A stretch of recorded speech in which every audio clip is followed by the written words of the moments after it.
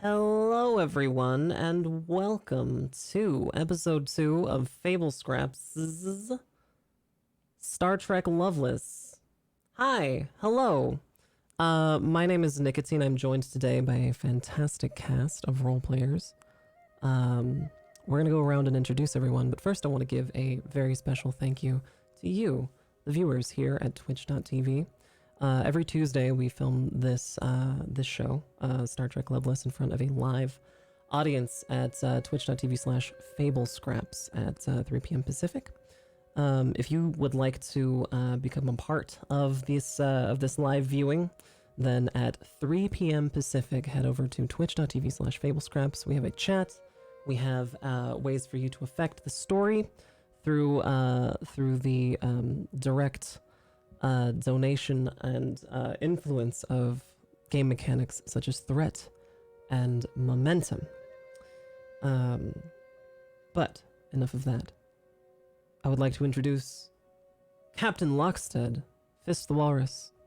Tell us a little bit about yourself, Fist. Hello, I'm Fist of the Walrus. I stream over here on Twitch and TV, usually roleplay, but as of recently, just been getting into the Halloween spirit, so a lot of scary games. You can follow me on Twitch and Twitter at Fist of the Walrus, and I'm excited to get started today. Thank you so much, Fist. And that's twitch.tv/Fist of the Walrus. Awesome. Next up, we have Lieutenant Commander Belmont, or Aaron Black. Aaron, tell us a little bit about yourself. Well, my name is Aaron, and I am a writer. And if you can find me over at Twitter at Aaron B. Writes.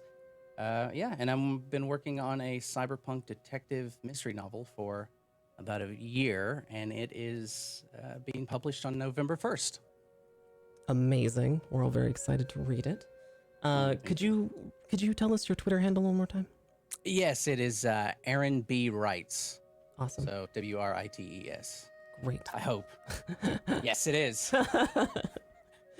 Awesome. Well, thank you, Aaron. And last but not least, we have Lieutenant Ram, Enovan. How are you, Enovan? I'm doing good. Tell us about yourself. I'm Enovan. I also stream over here on twitch.tv. Recently, I've been doing a lot of VR games, and hopefully soon going to be doing some mixed reality stuff. Oh, should be fun. Awesome. Could you spell Enovan for us, please? ENEVUN. Awesome. Awesome.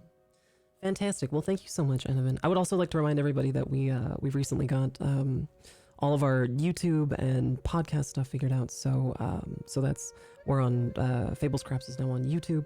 We're also on podcast sites such as Spotify and Stitcher. All of the information is available in our Twitch chat, !social if you'd like to see any of that. Also, if you'd like to see any of the information regarding our lovely cast, just !Loveless in the chat. Lieutenant Ram is not Data. Data like. There we go. There are all those links. Very good. So this show uses the Modifius 2D20 system. We've modified it slightly to expedite the gameplay a little bit. We also recently got some emotes approved from Twitch. So those of you who have subscribed to our Twitch channel now have access to some really cute emotes. Go ahead and spam those now. Where we last left off, episode 1 saw our intrepid crew of the U.S.S. Lovelace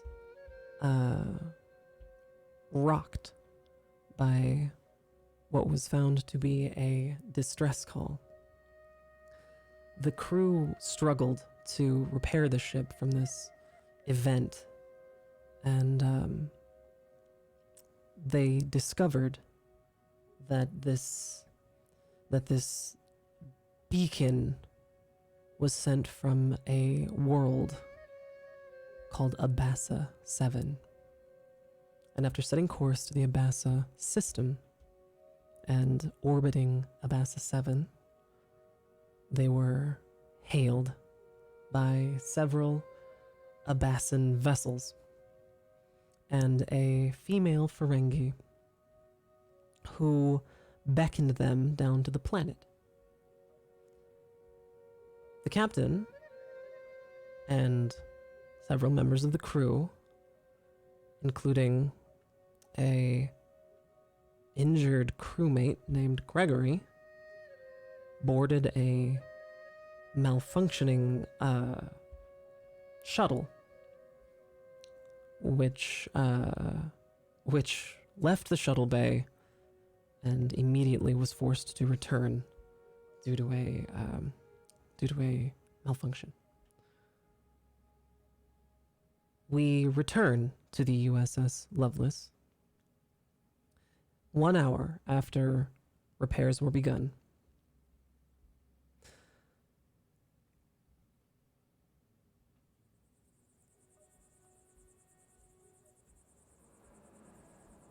We open on a desert. There is a cactus and wind. It is vast. It is hot and dry. Somewhere in the distance, a tricorder tries to examine something, but the readings are wrong. Everything is perfect, except all of the cactuses are upside down.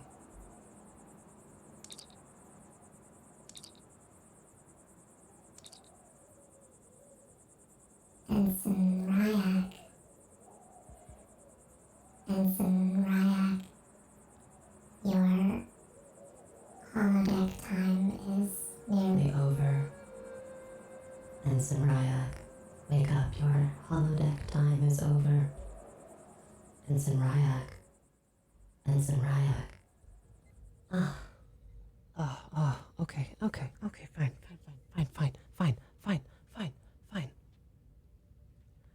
Ensign Ryak walks out of the holodeck and reports to the shuttle bay, where repairs are finally just about done on Shuttlecraft 1. Herrick has reported to his quarters, where Starfleet has given him several petabytes worth of paperwork, which is going to take the Chief of Security several days to complete. And the computer has recently informed Captain Lockstead that the shuttlecraft are now, that Shuttlecraft 1 is ready to embark. So, Captain Lockstead, the call is yours. Computer. Be sure to have one of the ensigns water the plants while I'm gone. And also, could you get in touch with Lieutenant Commander Belmont, Lieutenant Bram, and have them report to the shuttle bay for immediate departure. Lieutenant Commander, could you repeat that?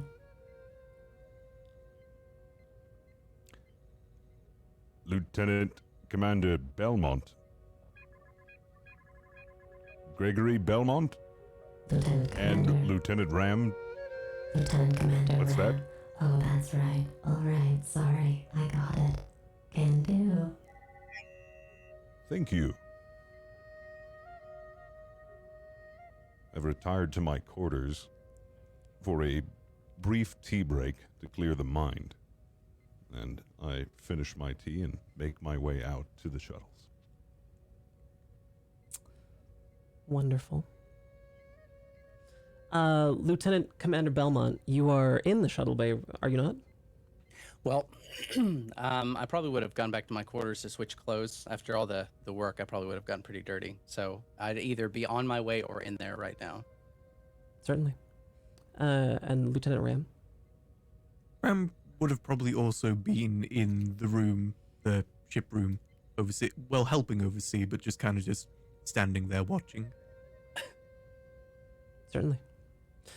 All right, To see in so like the literal form. certainly. All right, so we'll pick up in the shuttle room. The ensigns who were hard at work putting together shuttle one are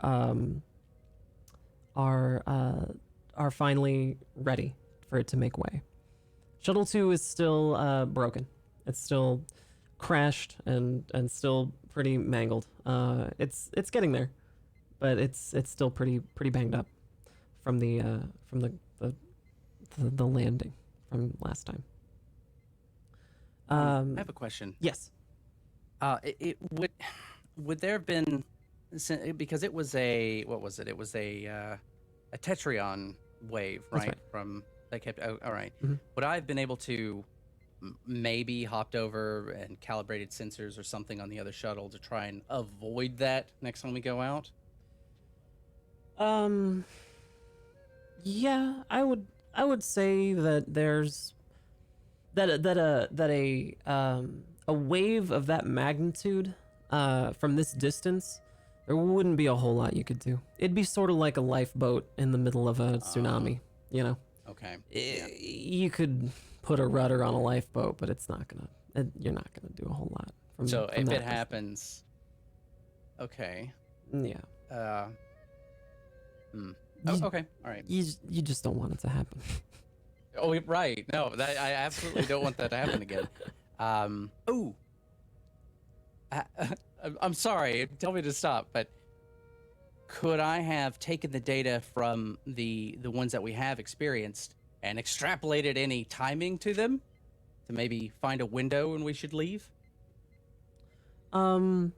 You wouldn't have gained enough data from a single event to be able to extrapolate any data like that. Oh, I just meant, oh, so we'd been hit. Well, we were hit when we were far out, right? And then we were hit again when we were in the show. Yeah, I guess that's fair. Okay.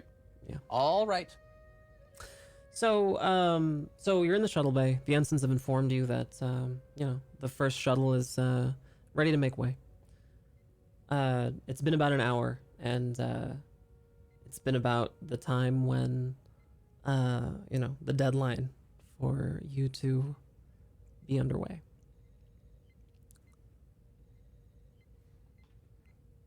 Excellent. Well, gentlemen, we shan't keep them waiting. We've already taken long enough. Should any of you need to take care of anything, do so now, quickly, because we must be getting underway. Are we all ready? I believe so, Captain. Aye, Captain, I am ready. Fantastic. Well, let's proceed. Anybody have anything else they'd like to bring? Anybody else they'd like to bring? Ooh. Any equipment they'd like to bring? So, Captain, can I request bringing Ensign Ryak with us, just in case we need any repairs out there like before? I could use an extra hand. You can vouch for Ryak's reliability out in the field? Well, he is pretty green, but I think under my guidance, he should be fine. We may want to leave him behind in the shuttle when we get down there. I don't know how versed he is at diplomatic measures. We'll bring him along. I did say a table for 4. Go ahead Yes, and we send don't for want him. any food going to waste. Exactly. Let's bring him on. Sure, he was supposed to be here for. Hold on one second, and then I would go to Ryak here. Lieutenant. Oh, Ryak, where are you? I was just over at my quarters. You should have been at the shuttle bay to assist with repairs. Oh, I got there and everything was just about they just wrapped everything up. Is everything okay? You still need to check with me before you go to your I'm quarters. so sorry, sir. Is everything all right? I can report there right now. Yes, actually, we do have need of you, so please get down here right away. I'll be there immediately. Okay. So I have So, to wait a minute, but he should be on his way. Moments later, Ryak is rushing down there, just hair a little disheveled and sweating a little bit. Just immediately appears right there. Ryak is a betazoid. A betazoid is a highly empathetic race of alien. They look mostly human in almost every respect, but are extremely empathetic, borderline, actually psychic. They can detect thoughts. They can read minds, essentially. But to a almost to a detriment to themselves. They feel so much without constant discipline that they may become overwhelmed by emotion. And Ensign Atom Ryak is here, and is a little bit disheveled, having having just ran from his quarters to meet his boss. I'm so sorry, sir. I didn't mean to leave.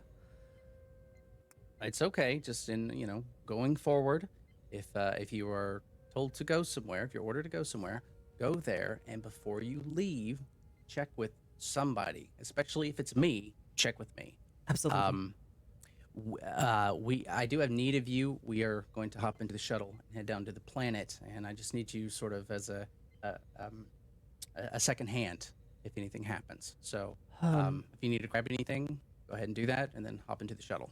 Are we? Is that so we're not taking the transporters? They're broken, and you were supposed to be working on them.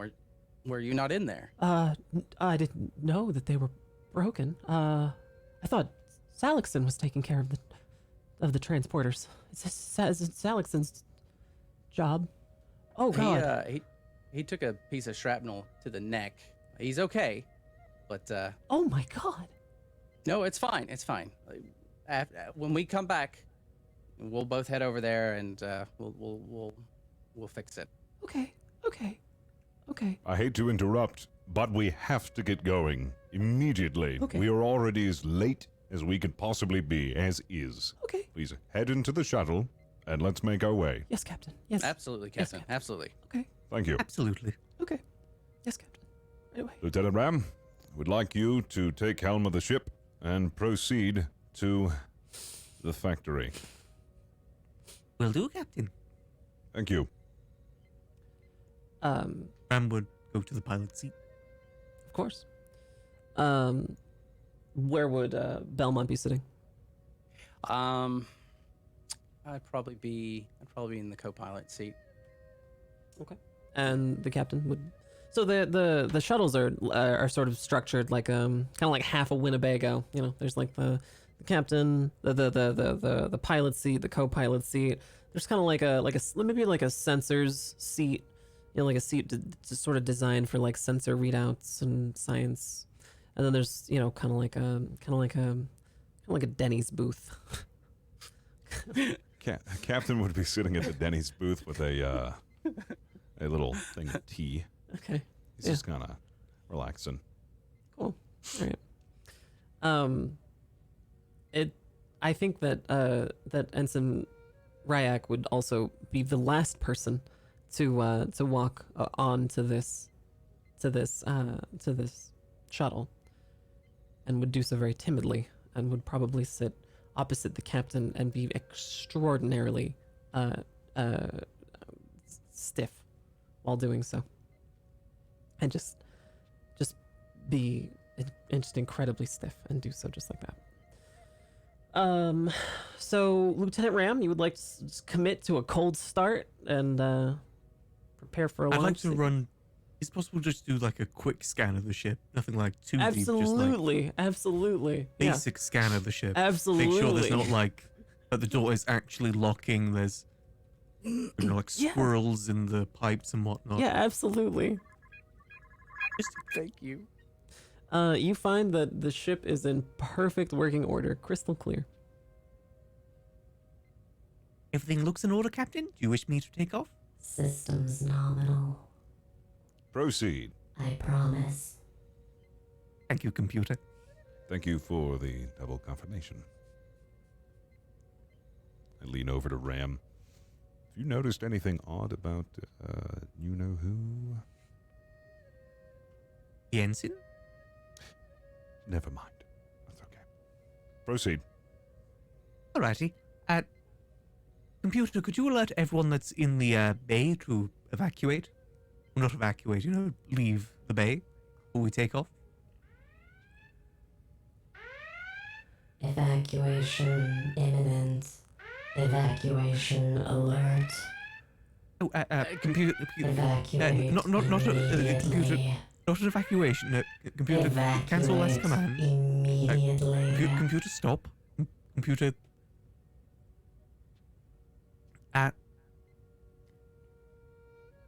Could you tell everyone that that was just a practice alert and that was not a real evacuation? Just kidding. Right. Is there... Captain leans over to Ram. See what I'm talking about? I just worded it leaves it wrong, at It was my bad. I don't know. We'll keep an eye on that. Keep an eye on it. All right, I'm returning to my tea. Get this situation sorted, please. I'm sorry, Captain. We'll be getting off any second now. I'll keep a good eye on the you. computer. I promise you, a close eye. Thank you. Right. Is there anyone in the bay? Bay population at 0 personnel. Well, except for us, obviously. Right. 0 personnel.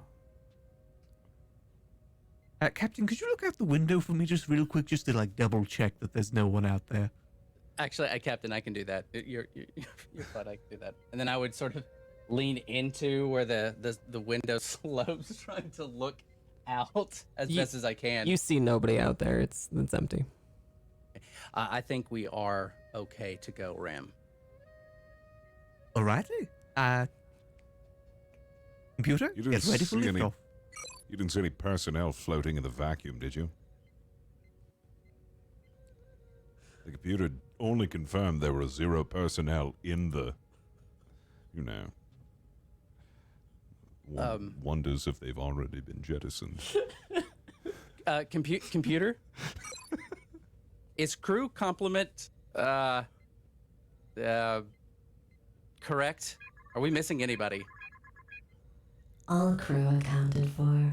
Mostly. See, it's all good. Wait. Computer, did you say mostly? Shit. No, it's. I feel like we should accounted probably for. get off. We don't want to keep them waiting. Let's go. That's fine. That's Please. fine. I'm sure it's just the personality module. It's fine. I'm sure we can go. Computer is just Lockstead's quirky on his, like that. Lockstead's on his third cup of tea. This is like how he calms down. He's like getting a little nervous about this. Good Lord. Right, computer. Ryak is hyperventilating in the bay. Did he go like replicate a paper bag? Computer, could you play calming music?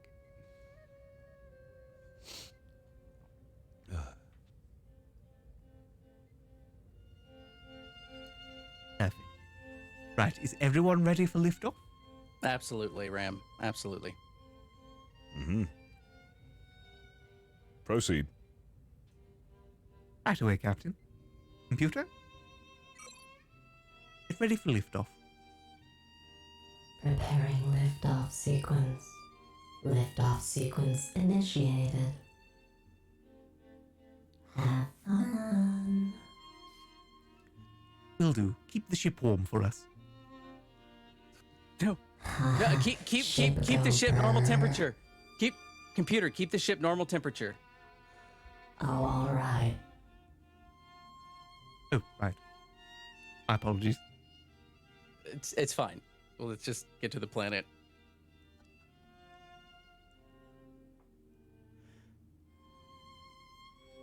All right, so the ship starts taking off. The shuttle starts taking off into the shuttle, off the shuttle bay. The klaxon inside of the shuttle bay starts whirring up. The force field that separates the shuttle bay from the outside vacuum of space turns off.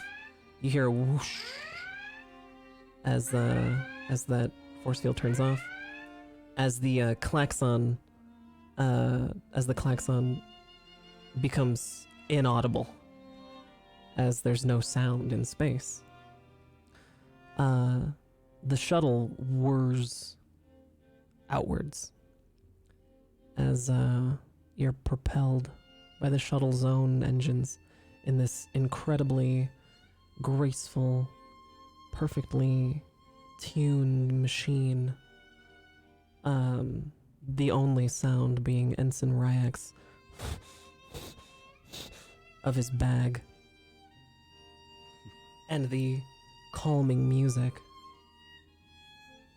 of the ship's calming music protocol.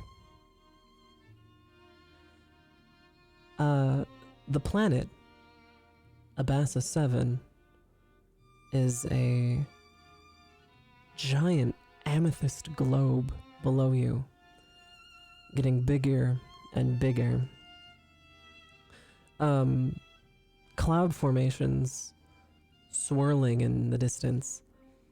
In the distance, far off in the horizon, you can kind of see some swirling, indicating there may be storms, vast, beautiful storms. But it's so far away, it might even be difficult to tell. But as pilots might say, you're in the pipe, 5x5. Everything is perfect. And as the ship rolls over into this perfect approach, with the planet directly below you, you begin to hit atmosphere. Lieutenant Ram, I'd like you to roll a control and con of a complication of 1, a task roll of 2. Ooh. Okay, so there's a little turbulence. It's nothing you haven't done before. Your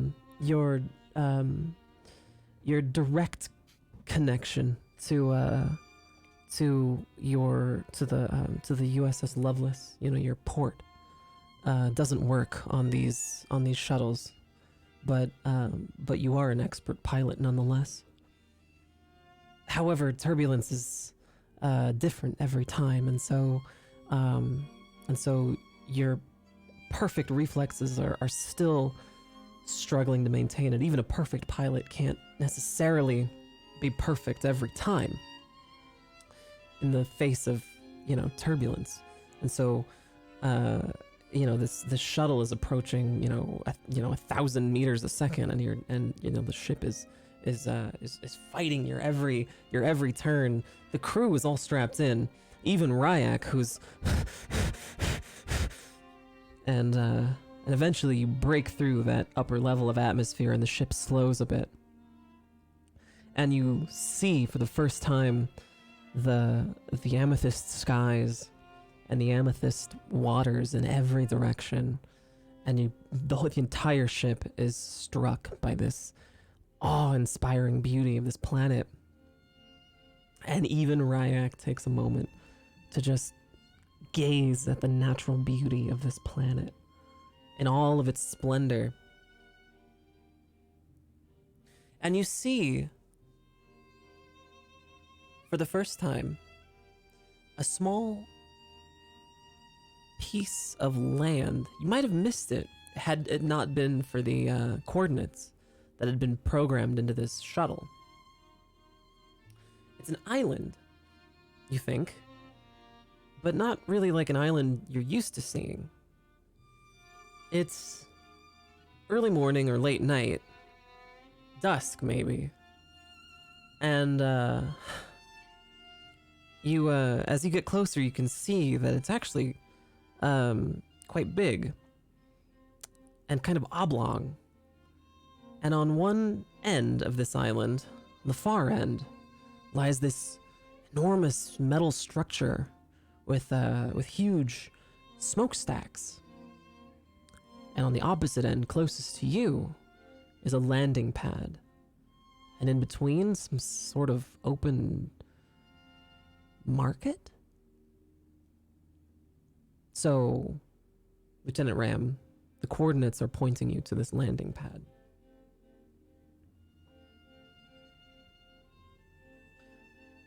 Would you like to go in for a landing? I don't see why not. Going for landing.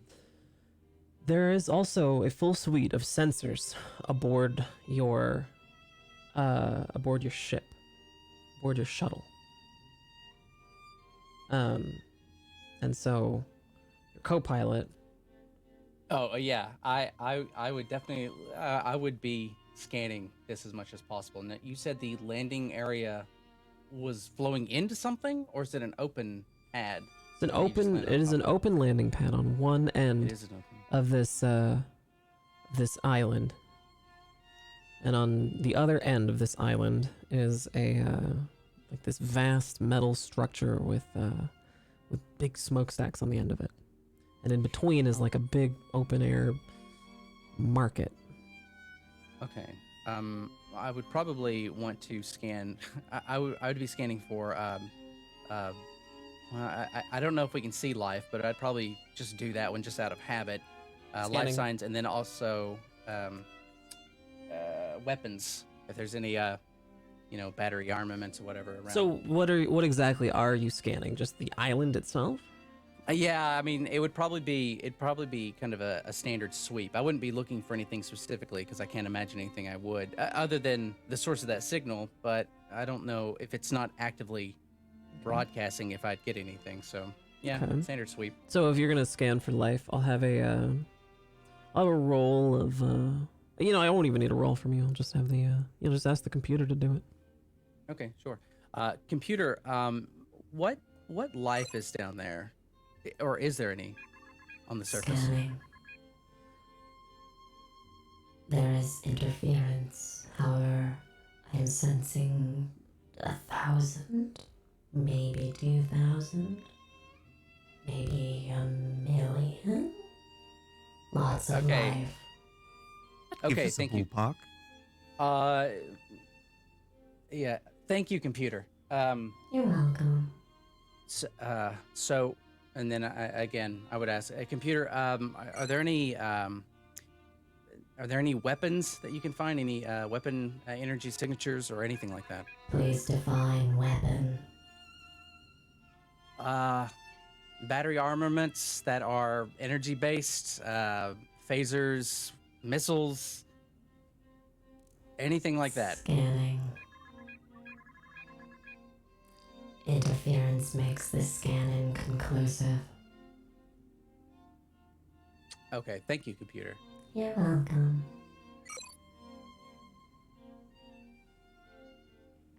Computer, one more scan.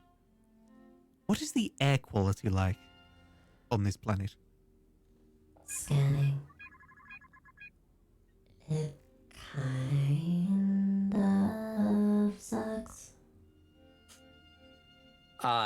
Right. Computer, define kind of sucks. It kind of, like maybe you don't want to breathe right around the smokestack. Are you guys okay with kind of sucky air? I mean, it's no concern of No. mine, but as long as you guys are okay. No, Yeah. It may hurt your biological lungs. Ram's fine so- though. Yes. I'm So concerned for long your as- guys' safety. So long as we do not tread near the smokestacks, I think we should be fine. However, you think necessary. I mean, I'm comfortable with going out. Belmont, you're more than welcome. To be fair, there's Right. a lot of planet, and there's only a couple smokestacks. It'll take approximately calculating 2,000 years for the air to, like, totally suck? Oh, okay. All right. It's just only a little bit sucky at the moment. All right, very so well. we're probably fine. All right. No, that's fine. Thank you, computer. You're welcome.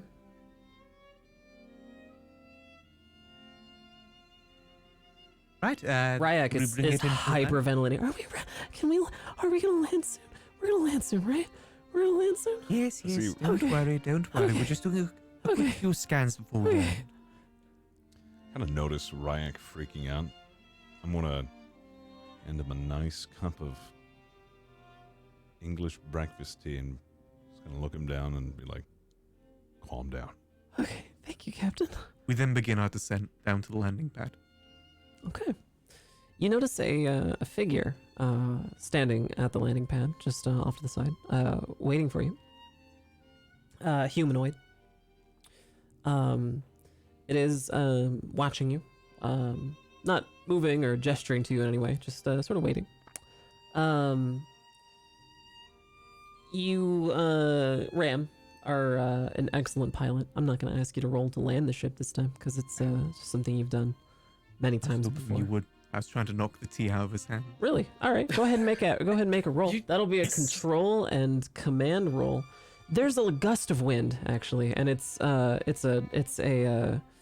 planet that has a lot of gusts of air due to the huge amount. 95% of this planet is covered in ocean, so it's highly susceptible to solar wind. And so there can just be at any point just this random gusts of wind. And so this is one of those times. There's a complication of 3.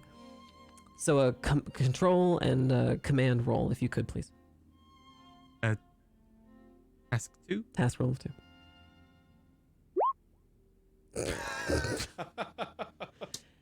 Expertly. Full success. Damn, Ram is You happy, but damn. perfectly. As Riot goes to take a little sippy out of this teacup, you perfectly, gracefully, deliciously land the shuttle. The shuttle comes to a perfect little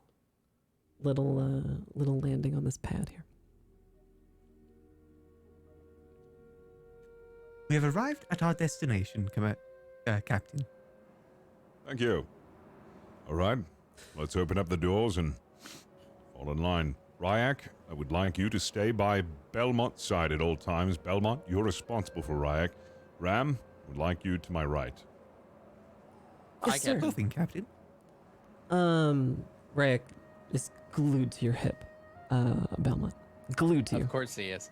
I would probably just be speaking in low tones. It's okay. You're fine. Just, follow our lead. Pay attention. Say nothing. Yes, sir. So, as the shuttle doors open, you are greeted to, this face. The face of a Wyridian man. He greets you. He raises his arm. Hello. My name is Vol. You are Captain Lockstead and crew, I presume? You have presumed correctly. It's a pleasure to meet you. Pleasure is mine. I've been tasked by command with taking you to dinner. If you will be so kind as to follow me, I will course. take you henceforth. Right this way.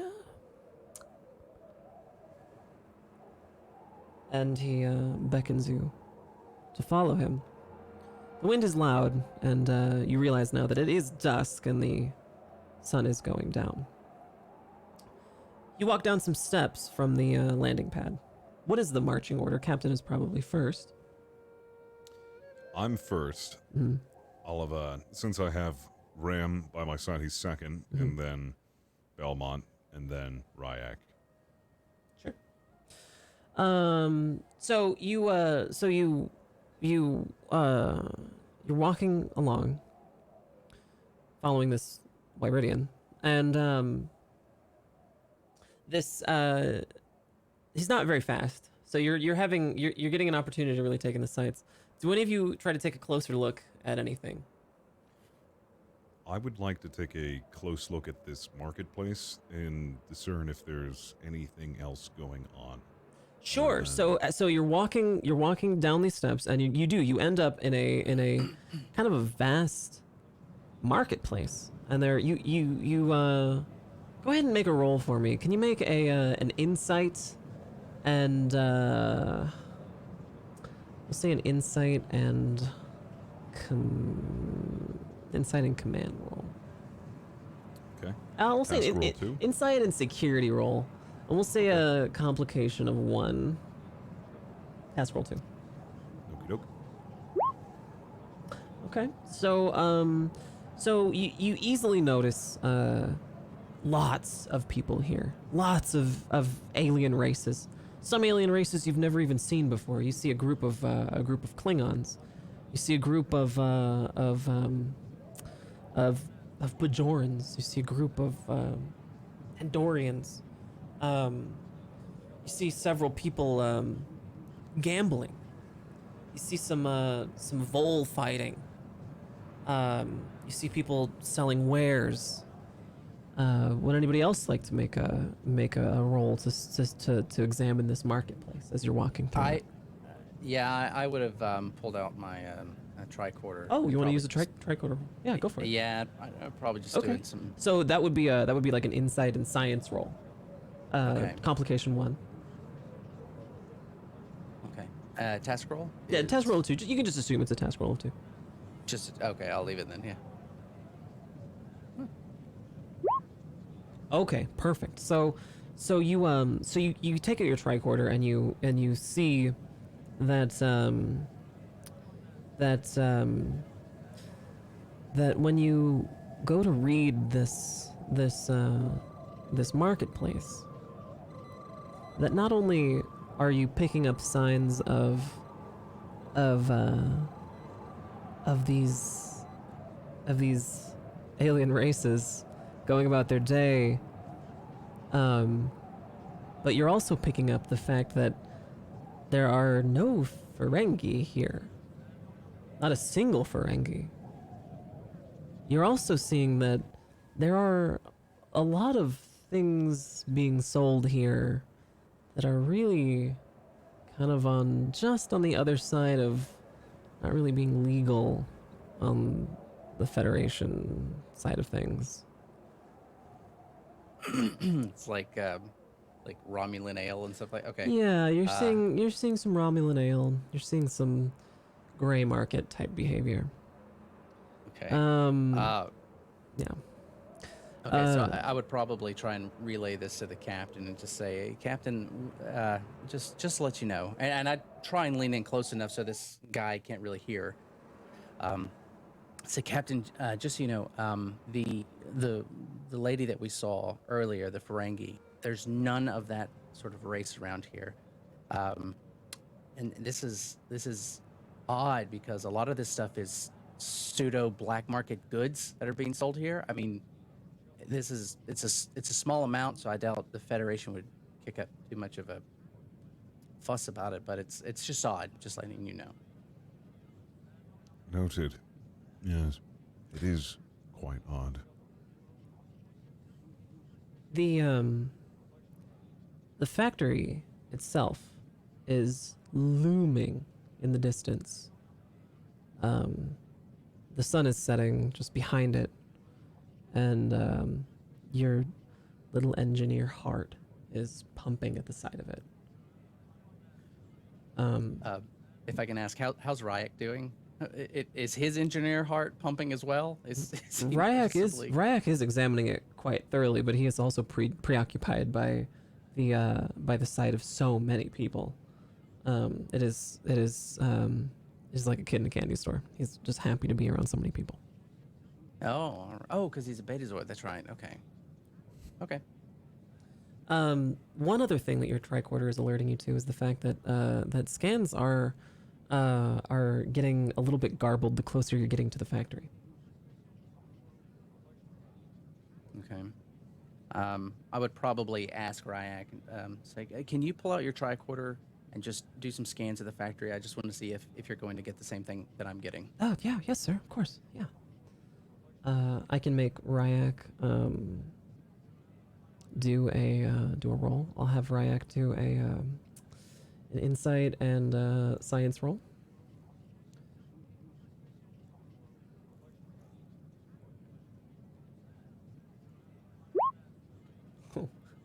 Ryak's tricorder is broken. Of course it It's is. a critical fail, and it's just broken. There's just something incredibly wrong with Ryak's tricorder, and it isn't working, but not for the reasons you think it is. So, But I'm probably not going to know that, right? I'm like, I'd probably look over at it and see that the screen is just dead. yeah. Exactly. Okay. Exactly. It's okay, Ryak. Just put that away for now. Sorry, sir. These things happen. I don't actually feel that inside, just so we're clear. But it is odd to you that the closer you get to this factory, that the scans get more garbled. Do any of you ask Vol what the deal is with any of this? The captain would remark on the oddity of having a marketplace next to a factory. Sure.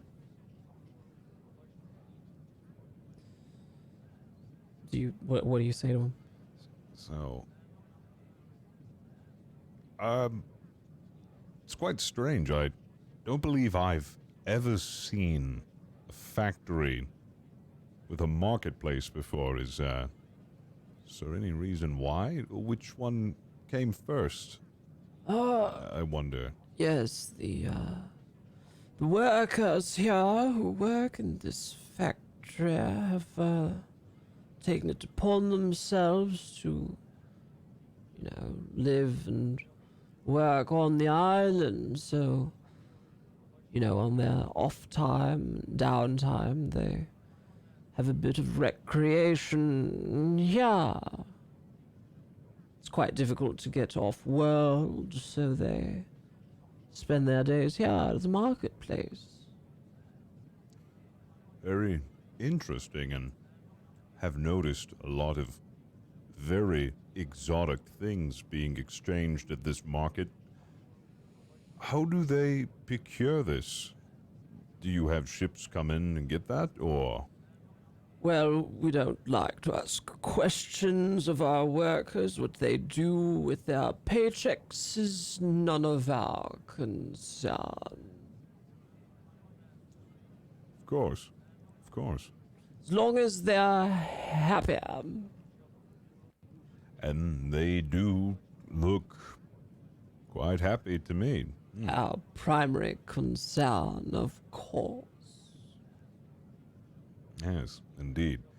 It's a very diverse workforce, might I add. I don't believe I've seen this many species together in one place. How have they heard about your factory? Is there a hiring process? Word of mouth, I suppose. Must be a very prestige factory. Must be one of much note worth to bring this many.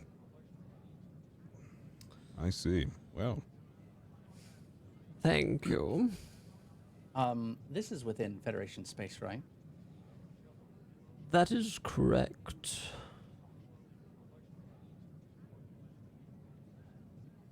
Have you or has this facility been registered? And this planet itself All of your questions will be answered over dinner. Right. I understand. Do any of you ask anything of the factory itself, or do we just continue on? After that response, I wouldn't be asking any more questions. I'd wait. Okay. Yeah. So, Okay. Yeah. so we continue through the marketplace and on to the factory.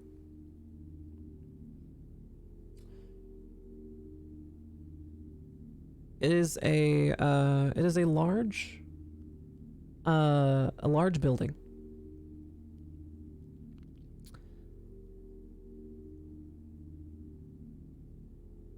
Hang on, I'm trying to get the good music. Oh, no problem.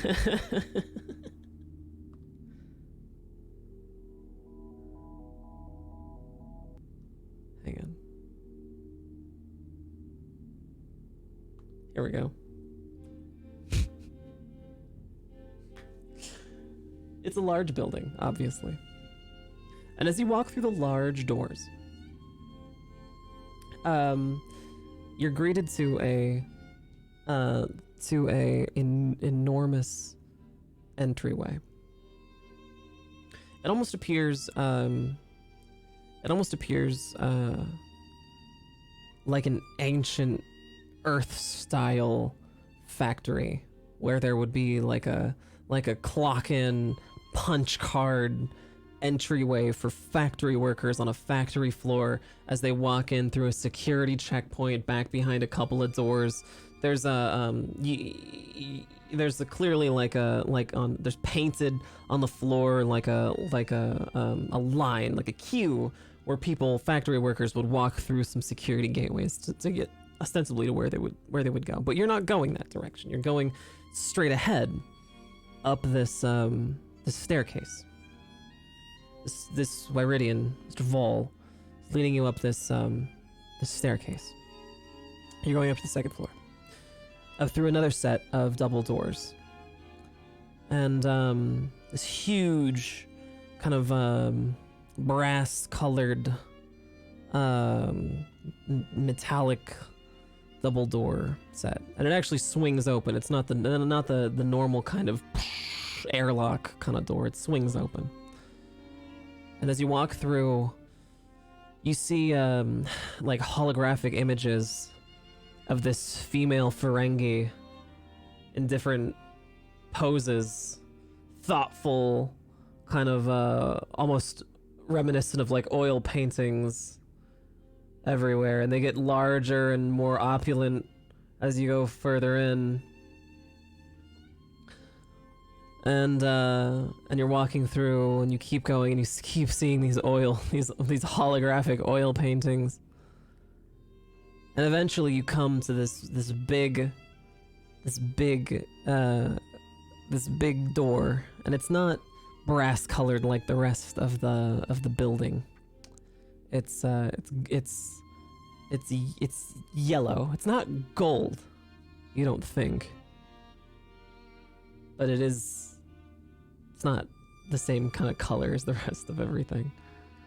And Mr. Vol turns around and just motions to stop. Slowly turns back around. Knocks. The sound kind of reverberates through the hallway. You hear kind of a muffled, "Come in!" And the big door creaks open, and you see a long table with a couple of floating chandeliers on all corners of the rooms, and at the far end, at the head of the table, you see the Ferengi woman, Lishka. "Ah, Captain, you've finally decided to grace me with your presence, you sweet man. And you've brought friends. Well, welcome, welcome, welcome. Please, please have a seat, Mr. Vole. Thank you so much for showing them the way. Please, come, come, come. Come, come, come. Sit yourselves, please. And she claps her hands. And the workers who you've just noticed have been standing at the walls are pulling chairs back for you. And what do you do?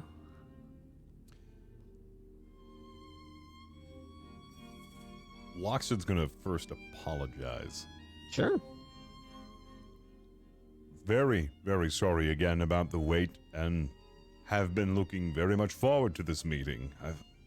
It's such interesting place you have here. Come, everybody, let's take a seat. And Captain will take a seat closest to the Ferengi woman. Sure. Yeah, at her right side. The human guest of honor seat. Belmont, where do you want to sit? I'm trying to decide if I want to point Ryak to the opposite chair of the captain. Do you? But I'm not gonna. No, I'm not gonna do that. That would be awful. It'd be wonderful, but it'd be awful. So no, I'm not gonna do that. I'm gonna have him sit next to me though.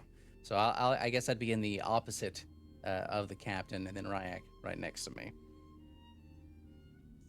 Okay. And how about you, Enovan? Ram would most likely be to the right of the captain. Okay. Well, now that everybody's taken a seat, right now is where I would like to take our break before we get into dinner. So let's have a little quick break. Let's everybody use the kitty bags to stretch your legs, and we'll be right back with the second episode of Star Trek Lovelace. Thank you so much. We'll be right back. Thank you.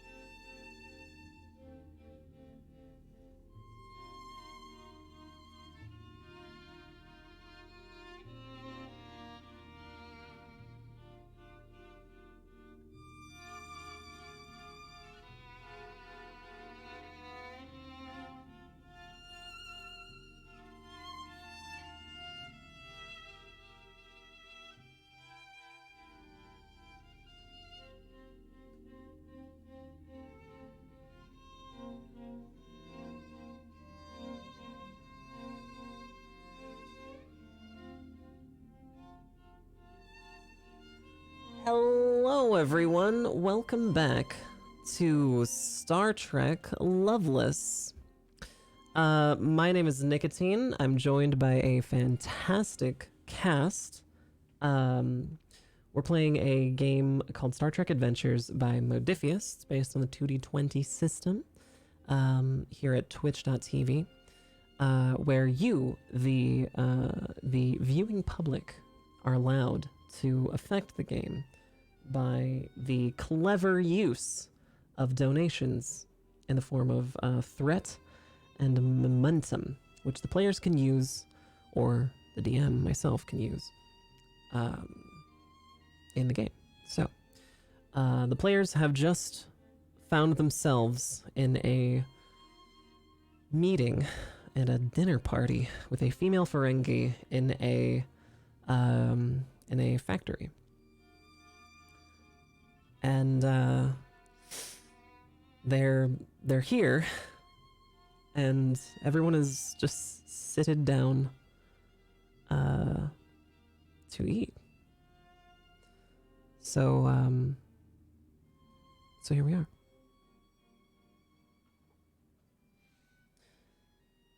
Captain, what did you say your ship's name was again? That was the Lovelace. The Lovelace. Now, why did they call it that? Suppose someone was a bit of a romantic, maybe, and was a novel. I don't know. Interesting. And who are your compatriots? Ah, yes, where are my manners? I would like to introduce to you some of my crew. This is Lieutenant Commander Belmont. Pleasure. This is Lieutenant Ram.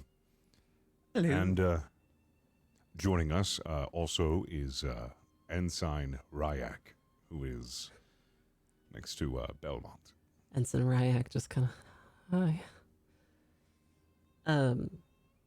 Lishka sort of eyes Lieutenant Ram, just kind of looks at Ram and goes, Are you a human too? A what? Human. Oh, no. I am a android.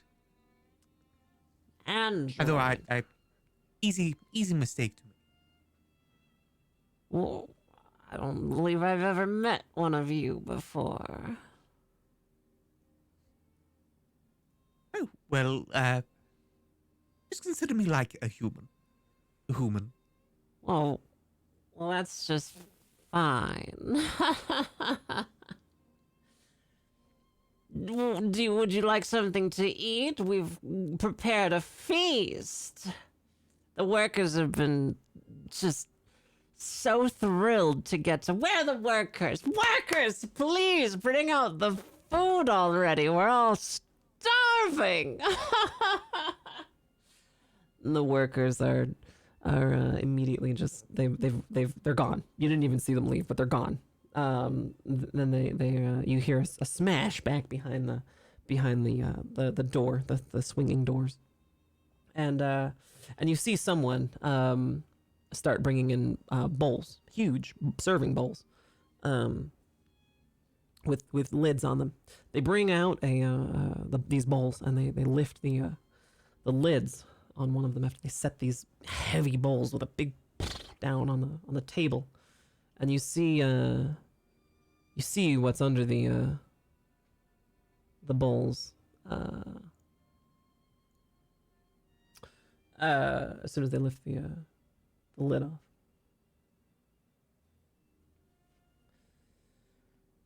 I hope it's to everyone's liking. As the Lishka goes and takes like a huge serving spoon, just plops it down onto her. Lishka, what do you call this dish? Oh, it's a Ferengi feast, of course. It's just like my my mother used to make. Well, it looks lively. Yes, it's I'm much assuming- better when it's alive. You can't eat it dead. Right. Not animals. Of course. Of course. Looks fantastic. So I would probably grab Ryak's plate, like like he's a kid, Ryak is And- looking at you like, and I it's sort of. I would be doing the opposite, go and then I get him a medium scoop into his plate. Ryak is just about to shed a tear. Put it in front of him, and then I would grab my plate, put some on there, and immediately, am I grabbing this with my hands, or are there utensils? There's a serving spoon. It's like a big serving spoon. No. I mean, once it's on my plate, do I have? Oh, do I have like a little spoon for it, or is There's this it's sort of like chopsticks. It's kind of like chopsticks. Okay, well, I don't know how to use those, so I definitely would probably pick up the sticks and start jabbing at them, or trying to use them to pick them up as best as I can to like put one into my mouth and drop it. So I don't want to offend our guests, and I. Lishka's using think I get- her fingers. Oh God. She watches So She watches you use the chopsticks out of amusement, and then just uses her fingers. So after that, then I Lockstone would. is just... He's staring daggers at you. Like, stop embarrassing me. Right. So I would definitely immediately after see this go, oh, I'm sorry. I thought these were the serving utensils. The new cuisine to me. And then I'd pick some up and put it in my mouth and just sort of,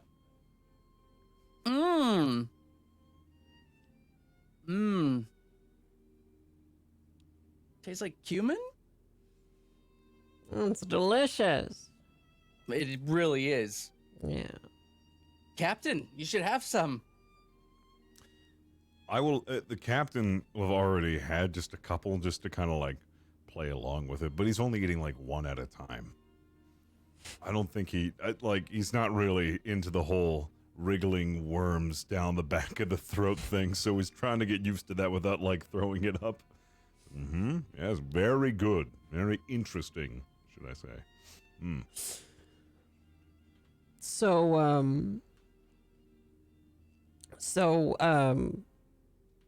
So we're all sitting around eating these worms. Lieutenant Ram, what are you doing?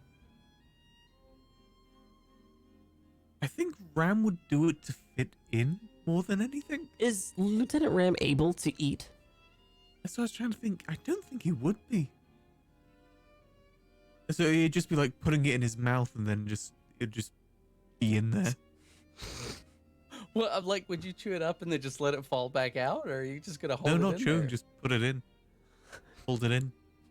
Just to fit in. Just don't say anything. Okay. All right. So Lieutenant Ram wants to fit in. Ryak is definitely is turning green at this point. Is just green, but is also desperate to fit in. So is trying to play along, but is dangerously close to being sick. Captain, I was sure that I was going to be setting 5 plates. I'm so sorry that one of your crewmates was taken ill. These things do happen. It's quite unfortunate, but it is what it is. Well, do you have any questions for me? I Well, assume that's what you wanted to talk to me about here. well, indeed. At first, there were a few, but when we landed, now, I don't know where to begin. Well, I just Mother always said the best place to begin is at the beginning. Well, Captain, if I may, the Tetrion burst that brought us here is probably the first place to start. yes. Like we had in first correspondence, we were in your system responding to a Tetrion wave that, along with it, carried a message that brought us here. That's where you found us. I wouldn't know anything about that. Really? Really, sorry, I can't help you with that. Because on that wave was carried a distress signal, and we thought we'd pop on by and see how everything was. You haven't noticed anything out of the ordinary or had any going-ons that we should be concerned about? We're here to help. I don't know anything about a Tetrion wave burst of any kind. I'm sorry. Do you think that you could maybe give us a tour of this factory? I mean, I'm an engineer myself, and I mean, I can only see so much from the outside, but the design is quite intriguing. Certainly. I mean, I can explain to you here the intricacies of the factory itself. Unfortunately, the floor plan is vast, and it would take far too long to explore the entire thing. But I can tell you everything you'd like to know. It's a deuterium factory. The planet's ocean is rich in deuterium. It's a common source of fuel, as you well know. And we use this factory as an enrichment facility to mine deuterium. Do you use Ferengi technology for the mining and refinement? Use all sorts of technology here. We've been in touch with various business partners for this operation, and we're looking to expand. It's a business that's booming. There's always going to need to be a need for fuel, for a fuel source, and this planet is rich in it. I see. That could explain our first meeting. You did come in quite hostile, and I was curious as to why that was so. It was very alarming. Do you get a lot of attacks around here or threats? Have you ever tried to come between a Ferengi and their profits? I haven't. I do believe I have. Don't come between a Ferengi and their profits is my point. I see. And no one has done that as of recent, have they? No. No, of course not. I see. Well, that's good. Your profits. And I cheer one of the grubby little things and...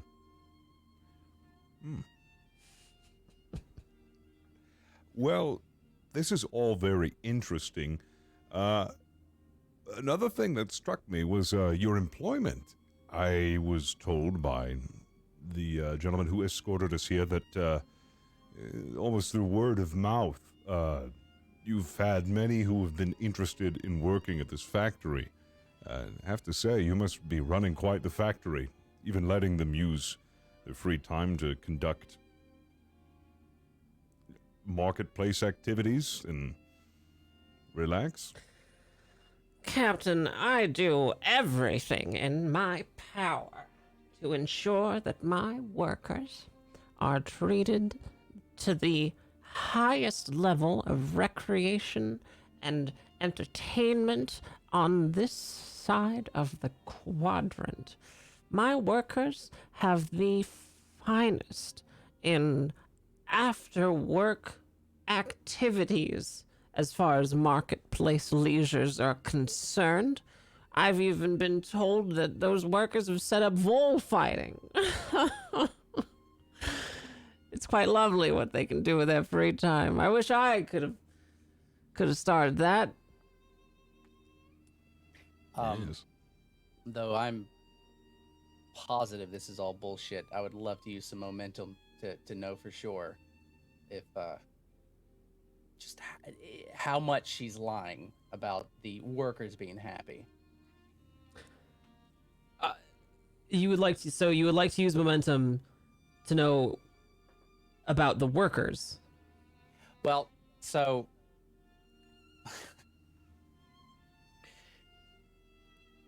I'm not quite sure how to phrase it. Yes, I want to know if she is lying about how wonderful this facility is and how everyone is so happy. If it's okay with everybody else, I don't want to just blindly use momentum. I think that's a good call. Okay. I agree. The current momentum stands at 3. I will deduct 2 momentum. The new momentum stands at 1.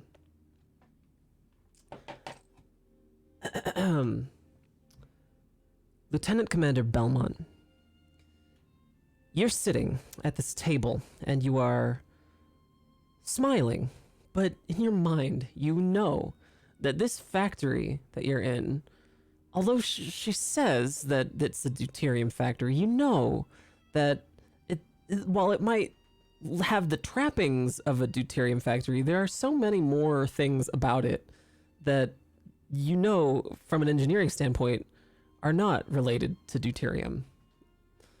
So you understand that there is so much more going on here. It's not just deuterium. So it's a front of It's sorts. absolutely a front. And you absolutely understand that that from your tricorder readings, that the types of signals that you've been being fed on your tricorder are the same type of jamming signals that you've seen on like pirate ships and like smuggling ships to jam Starfleet vessels from scanning their vessels. So it's the same type of jamming technology you've seen like smugglers and pirates and stuff use. Okay. And finally, as everyone has been pressing her about these workers, Lishka, she breaks down. All right, look. The fact of the matter is that 12 of the workers went missing, and it's not my fault. All right? Yes, the workers are happy for the most part. They get paid a wage, and they don't riot or anything. They're happy for the most part. We pay them, and they do their job, and they're fine. But 12 of them went missing, and we actually can't find them. We've done everything we can. We've exhausted all of our resources, but we can't find them, and worker morale is starting to deteriorate. And I'm worried that if we can't find them soon, that I might end up with a riot on my hands. So, if you really are Starfleet, maybe there's something you can do about that. Let's strike a deal. A deal? Well, I'm all ears.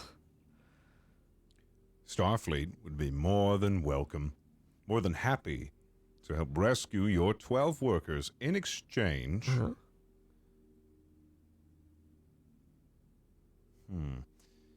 In exchange, I want to know what's really going on here.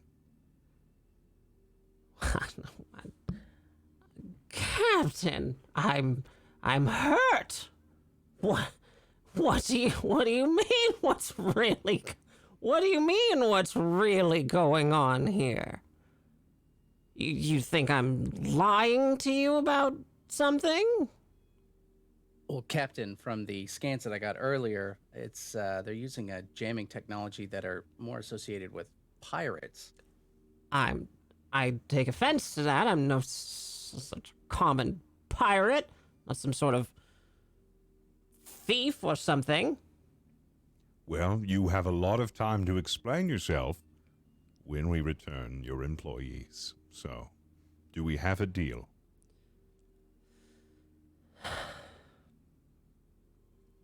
And all I have to do is explain. Be truthful as to what's going on here. That's all I ask. All right, deal. Deal. So, If you have any information about your missing employees, you can relay it to my Lieutenant Ram, and we can go from there. thank you, Captain. So,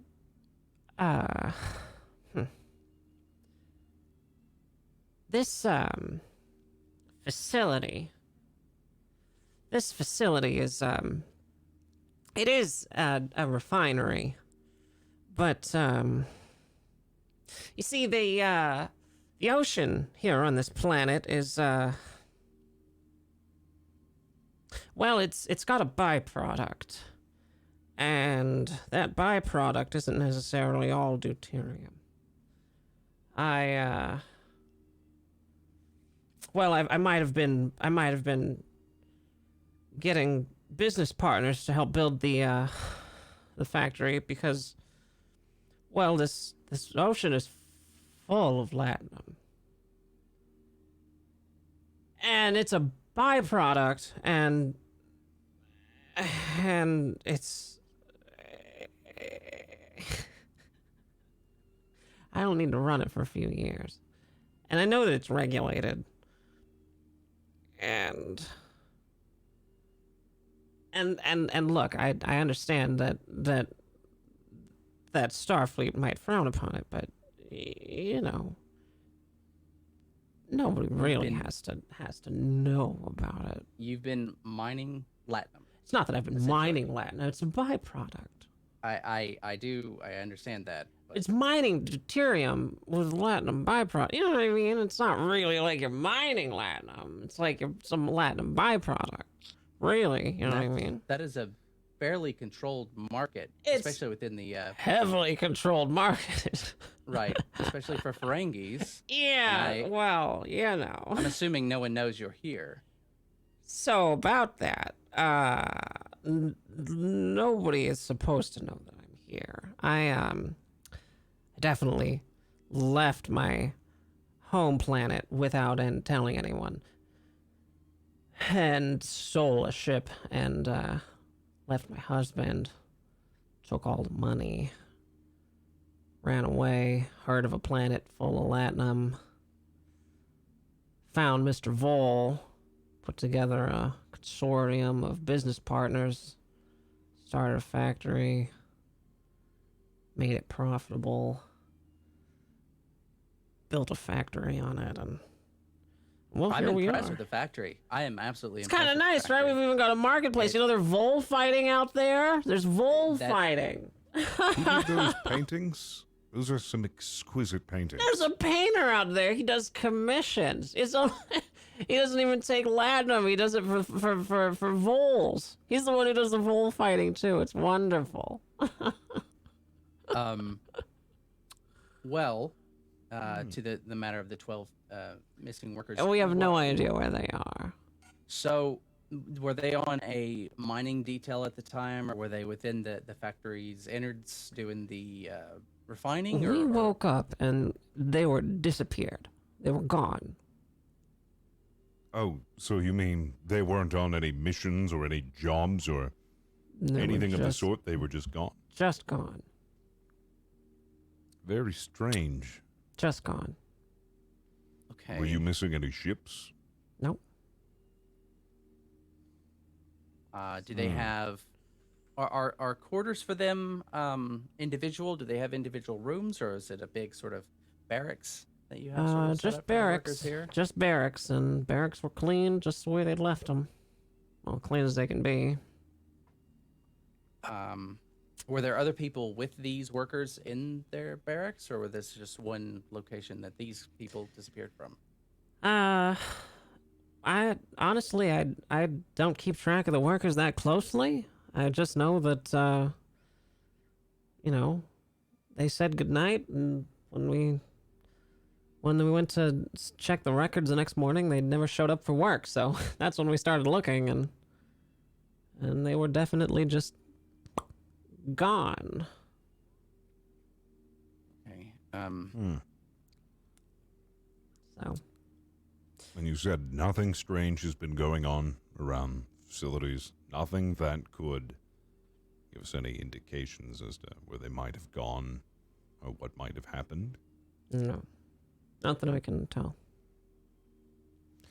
Well, I think it would be wise to inspect their quarters, to investigate, to see if there's anything that we can find.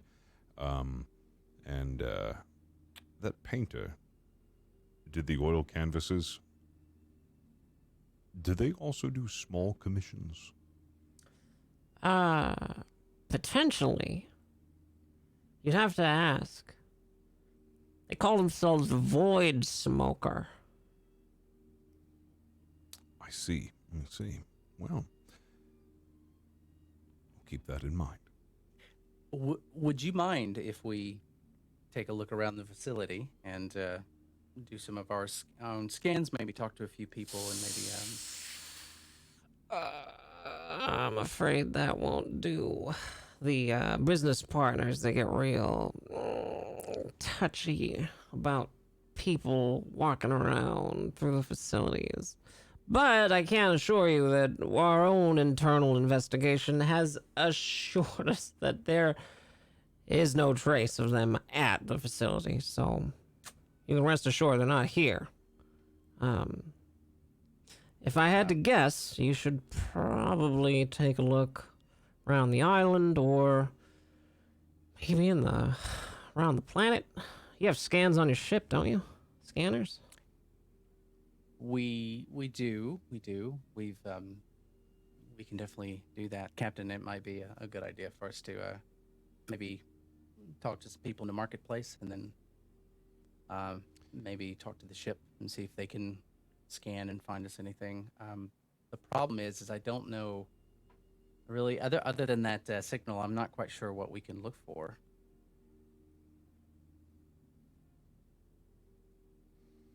Well, try to do what we can, and if it does come down to investigating inside the facilities, your business partners,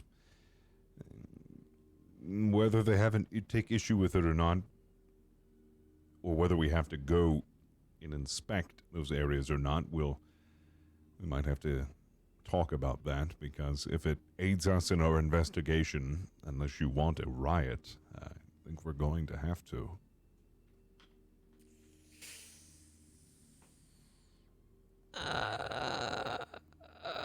Well, we'll see about it. I can guarantee you they're not there, Captain. Okay. I can guarantee Well, it. But what I can't guarantee you is the safety of your what I can't guarantee you is the safety of your crew if they try to walk past security. You know what I mean? Believe me, we're not looking to go anywhere that we shouldn't be. Like my lieutenant commander said, we're going to the marketplace, see what we can find there, and hopefully we can find some evidence. Captain. Captain. Yes, I'm in the middle of something. Captain, it's important. This is the night crew. This is Sal. Yes, what's going on? I just want to let you know that the AI has been watering your plants, and she won't stop watering your plants. She's been watering like since you left. It's your whole floor of your quarters is just covered in water. And also, we finished repairs on your second shuttle, so the second shuttle's good to go. Thank you. Why don't you go ahead and clean up the room and get the AI to stop watering my plants. Make sure those transponders are the next ones getting worked on as soon as possible. Okay, will do. Thank you. My hydration. That's a good thing. Those plants are plastic. Oh. Sorry about that. Very, very sorry. If I may, I'm going to contact the ship. This is Lieutenant Commander Belmont. Can you guys do as extensive a scan as possible of the planet, looking for any life signs outside of the location we're at currently? This is Ensign Sal. Yeah, I got the scanner, but I think what you're really gonna need, what's gonna be better, is taking the shuttle, because the ship's orbital scanner is just not as detailed unless you get the shuttle. No, I understand that. I was just asking for a quick anything to help zero it in. Yeah, we can do the orbital scan, and I will, but you're not. It's not just. It just won't be as detailed. Okay. Also, you're feeling better since your accident? Yeah. They got the shrapnel out of my jugular, so I'm feeling great actually. I did like several jumping jacks today. I'm really surprised to see you up and about. The doctors should be commended. Yeah, definitely. I feel. Yeah, I feel great. Okay, well, you take it easy. Nah, thanks.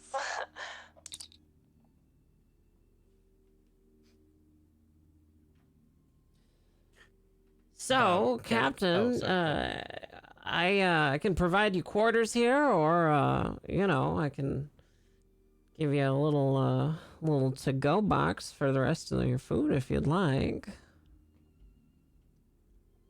Well, I think it would be important to get to this as soon as possible. Who knows? Their lives might be in danger, so I do thank you again for the meals.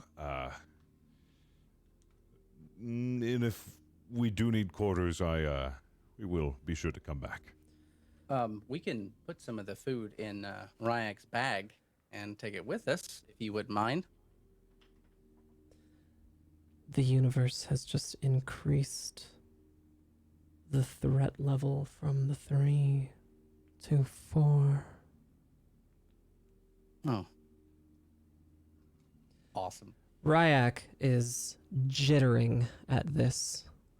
The sight, the mere thought of having more worms, of having to take more, the mere thought of having more life forms squirming around inside of him is horrifying at like a visceral level to Ryak, in ways that his claustrophobia could never reach his immortal soul. And he's like nearly paralyzed with fear. Do not want doesn't even begin to describe the level of fear that Ryak is feeling right now. Is he going to give me his bag so I can fill it up with worms? A single tear just sort of falls out of Ryak's eye. No, don't want. Yeah, I would lean over to him and say, "It's fine. We can replicate you another bag once we get back. But it's just this is this is a diplomacy thing. We need to just accept what they've offered and take it with us. You don't have to eat any if you don't want to. It's fine. We're just gonna put some in there and go. It's okay.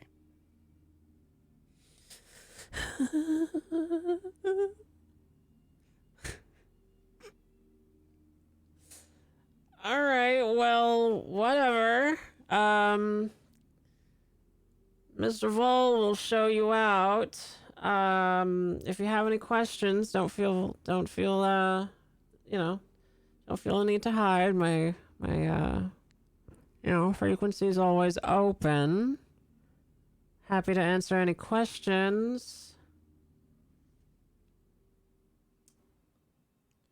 Of course.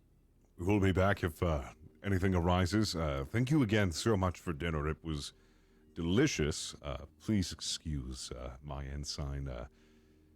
He gets very, very, very nauseous. Oh, space of trips. course. What a sweet little thing he is. It's just a delicious morsel. And that rag just kind of in his throat. Oh, God.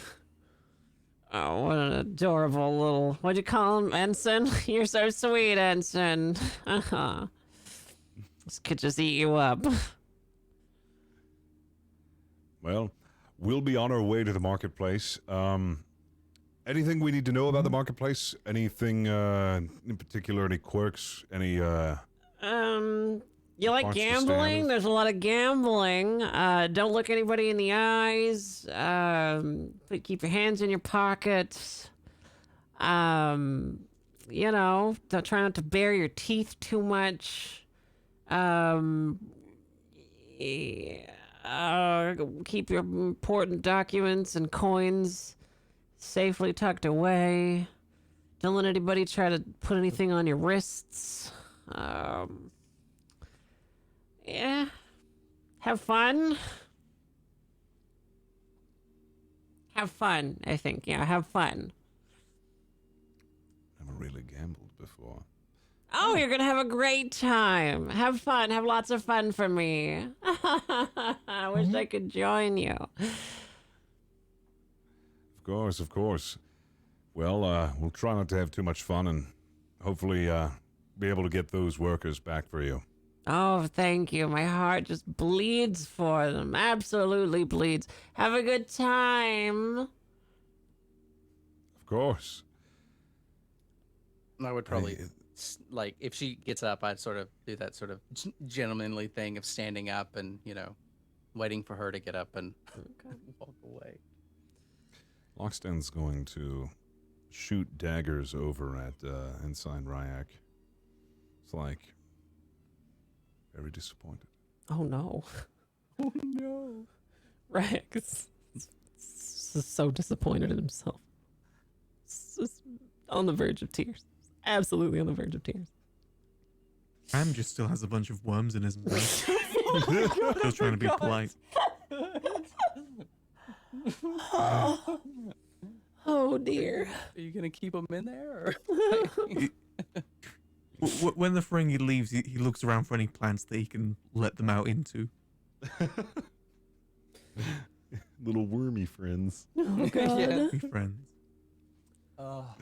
So the Ferengi just kind of waves bye-bye. And you all follow Mr. Vol out. You walked back down the steps, out through the door, and it is cold. It's cold now. And you walk back out into the marketplace. Question, do we have any money, like, is there a universal currency on us that we could exchange in the marketplace? You don't have currency.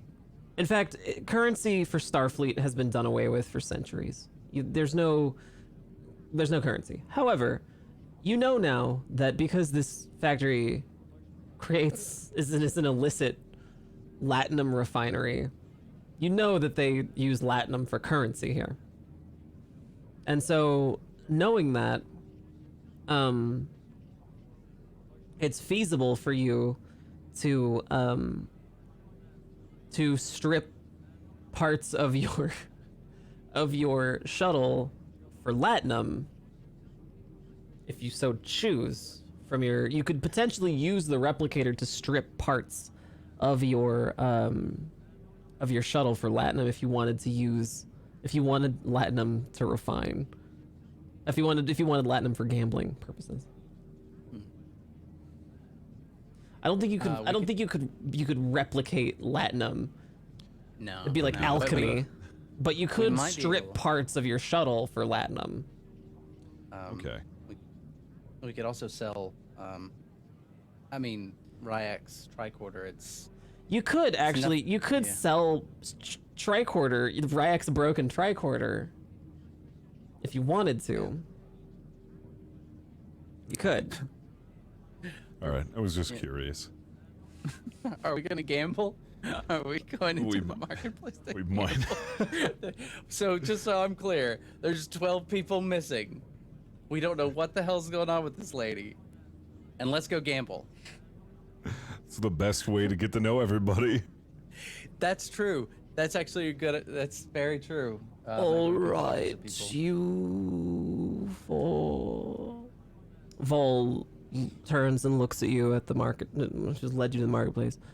Yeah, I leave you. I trust you can find your way back to the shuttle. Thank you for your time.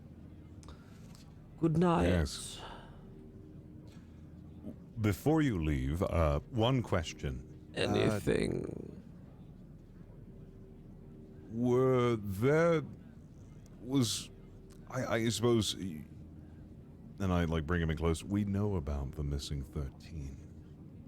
Was there anybody here in particular who were very close to one of the 13 that have gone missing? I don't concern myself with the comings and goings of the workforce. I'm sorry. Captain, if I can suggest, I know you were interested in those paintings, and with the vol fighting, we can maybe find this void smoker. Maybe we can get an some inside information or a lead or something on these missing people. Yes, that's what I had hoped. All right. Well, thank you again for escorting us out. We'll be on our way. Good day. And with that, Mr. Vol turns very slowly and glides away. Okay. You So, turn towards the marketplace, and it is even more busy at night.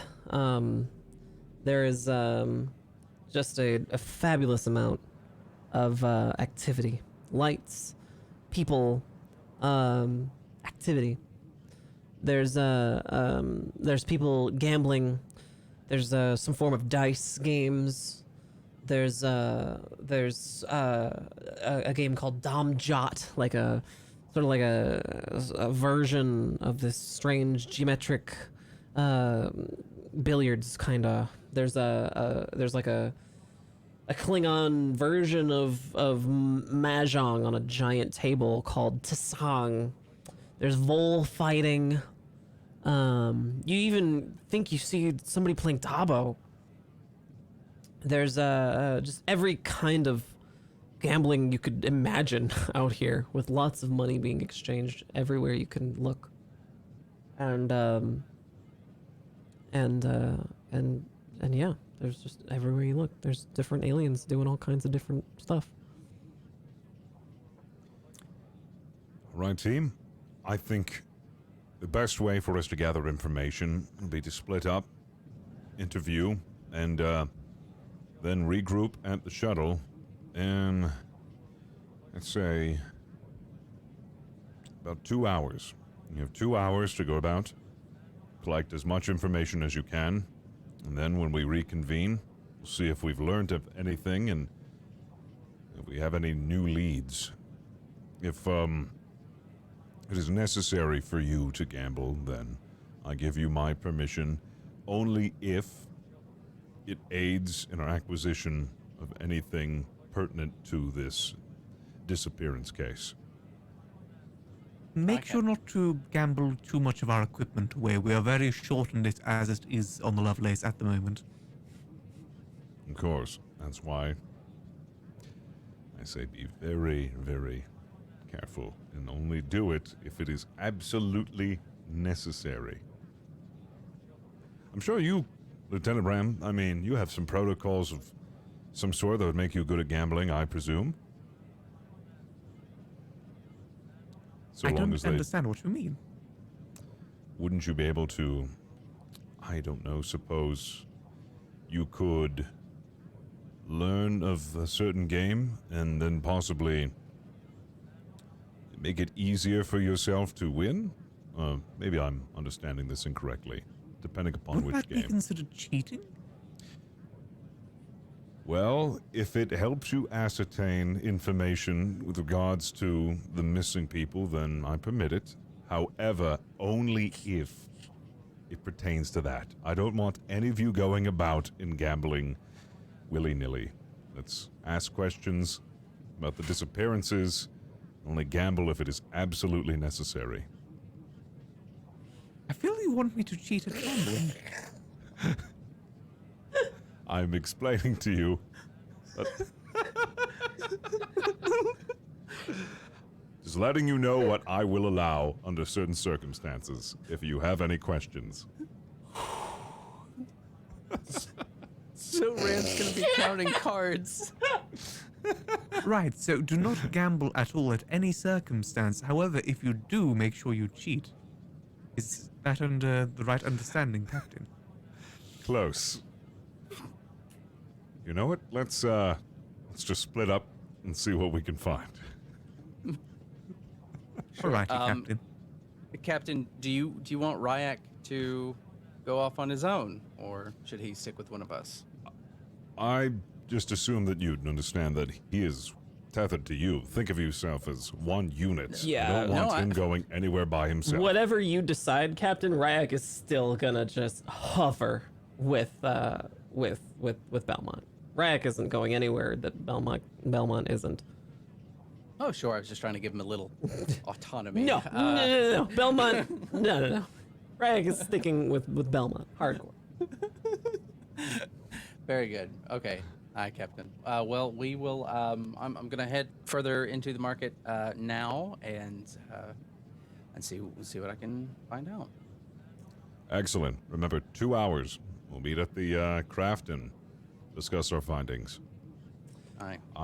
I'm going to be heading deep into the marketplace and see if I can't bump into any characters who might know of the disappearances.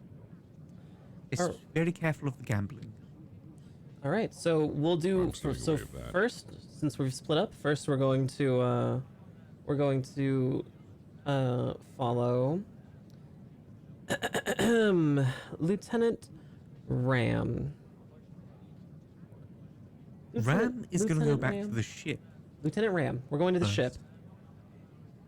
Okay, tell me about it. What are we doing at Well, the ship? Two things. First, Mhm. he's going to go there to make sure that everything's okay. There's been nothing like taken from the ship or Mhm. like parts stripped from it or anything like that. Okay.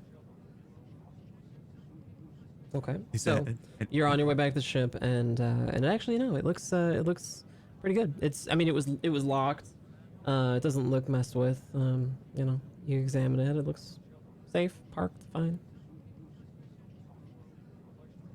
Okay, next, Ram would go inside the ship. Okay. You've opened the doors, and the ship looks good. Looks good. Looks all good. Computer. Hello, computer. How are you doing? Hello, Ram. I've missed you. I've missed you too. I hope you've been alright. Sorry that we're gone for just a little bit there. You're so nice to me. I think you're quite nice as well.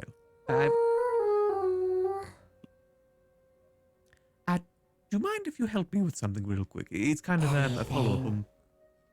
How's that encryption doing? The deciphering of the encryption that we found from the message. Oh, it's Still thinking about it. It's gonna take a while. Have we got nothing from it yet? Not like even a little bit? No, not yet. I've devoted a lot of thinking power to it, though. And I appreciate that. Couldn't do it without you. Oh, thanks. Yeah, I've put a lot of my brain power to it. I feel like some of my other stuff is kinda suffering. Oh, don't let it, like, interrupt anything, obviously. Just do it when you... I'm pretty fine, I think. Are you sure? I'm pretty sure.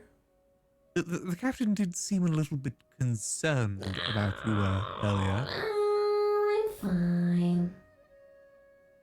All right, as long as you say that you're fine. Promise. Okay. Well, if you can continue the deciphering of it in the meantime, I would greatly appreciate it. Continuing. Thank you, computer. You're welcome. And then Ram would leave. Okay. So you've left the ship, and closed it all up, locked it all up, and where are you going now? Back to the marketplace? Yeah, back to the market, I'd say. Okay. Having a look around initially to see if there's any sort of gambling going on and if the captain is involved with it, yes or not. Sure. Well, you don't immediately spy the captain, but you do see a game similar to 3-card Monty, but it's not really 3-card Monty. It's like 3-cup Monty. So you see like the ball and the cup kind of game going on. It's like a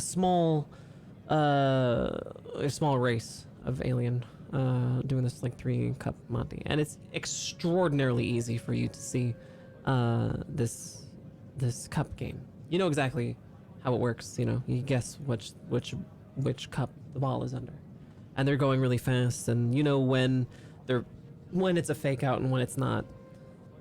Guess the cup, guess which one the ball is under the cup, and you know exactly which one it is. And the alien looks at you and says, "First one's free." Free, you say? That's right. I guess one. I'm sure the captain wouldn't mind just one go. Oh yes, I will give this game a try. How do you play it? Just guess which cup the ball's under. Oh, right. I think it's that one. And you see as the alien lifts up the thing, and you get the ball, and it is, and a couple of the people who are standing around the table go like, "Oh, okay, sure." And the little alien, was like sitting on the ground with his legs crossed, goes, "Oh, we got a winner! We got a winner!" Gives you a small, basically coin-sized flake of latinum. Lifts it up to you. You take it, and a couple people, clap to you. And Was that it? that's all. That's it. That's all you gotta do. Oh, right. That was pretty simple. You want to play again? Yes, I will give it another go. No harm in giving it another go. Wonderful. And we move next to Captain Lockstead. This goes on for 2 hours. Captain. Maybe I should have said anything about gambling in the first place. Captain, where are we today? We're still in the marketplace. Yeah, I'm looking around. I'm seeing if anything catches my eye. Mm-hmm. I think I'm really just looking for anybody who isn't gambling or already in a big group. Just kind of looking for maybe like a. I might actually be looking for like a merchant or something. Yeah, okay. So you see all these people gambling. But you see like a little further back in this marketplace. You're looking a little further back for some you see some kiosks of people selling food that doesn't look appealing to you whatsoever. You know, things that are alive, things that are aquatic, things that are maybe pleading for their lives. Things that you wouldn't eat in a million years. And you also see like a cantina of sorts, like a bar, kind of open air bar kind of thing. But it's dark and not very well lit, and it's nighttime, and it's kind of like it sort of reminds you of like an area of like an area that's not really well lit by streetlights. You know, it's like a darker area.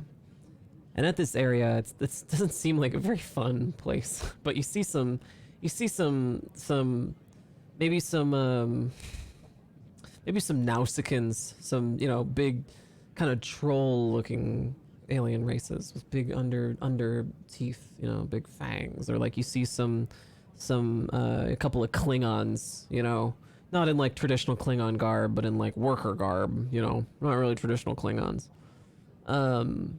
Kind of drinking and being, you know, kind of angry and stoic. And you see them at this little cantina over there, and you see a couple of merchants selling maybe some clothing or trinkets, and that's about all you can see. Presume the cantina has a bartender. The cantina does have a bartender. Yeah. Then I would like to go over and grab a drink. Okay. Yeah. So you head over to the cantina. The cantina is has a bartender. The bartender is a Cation, like a tall cat person, a felinoid.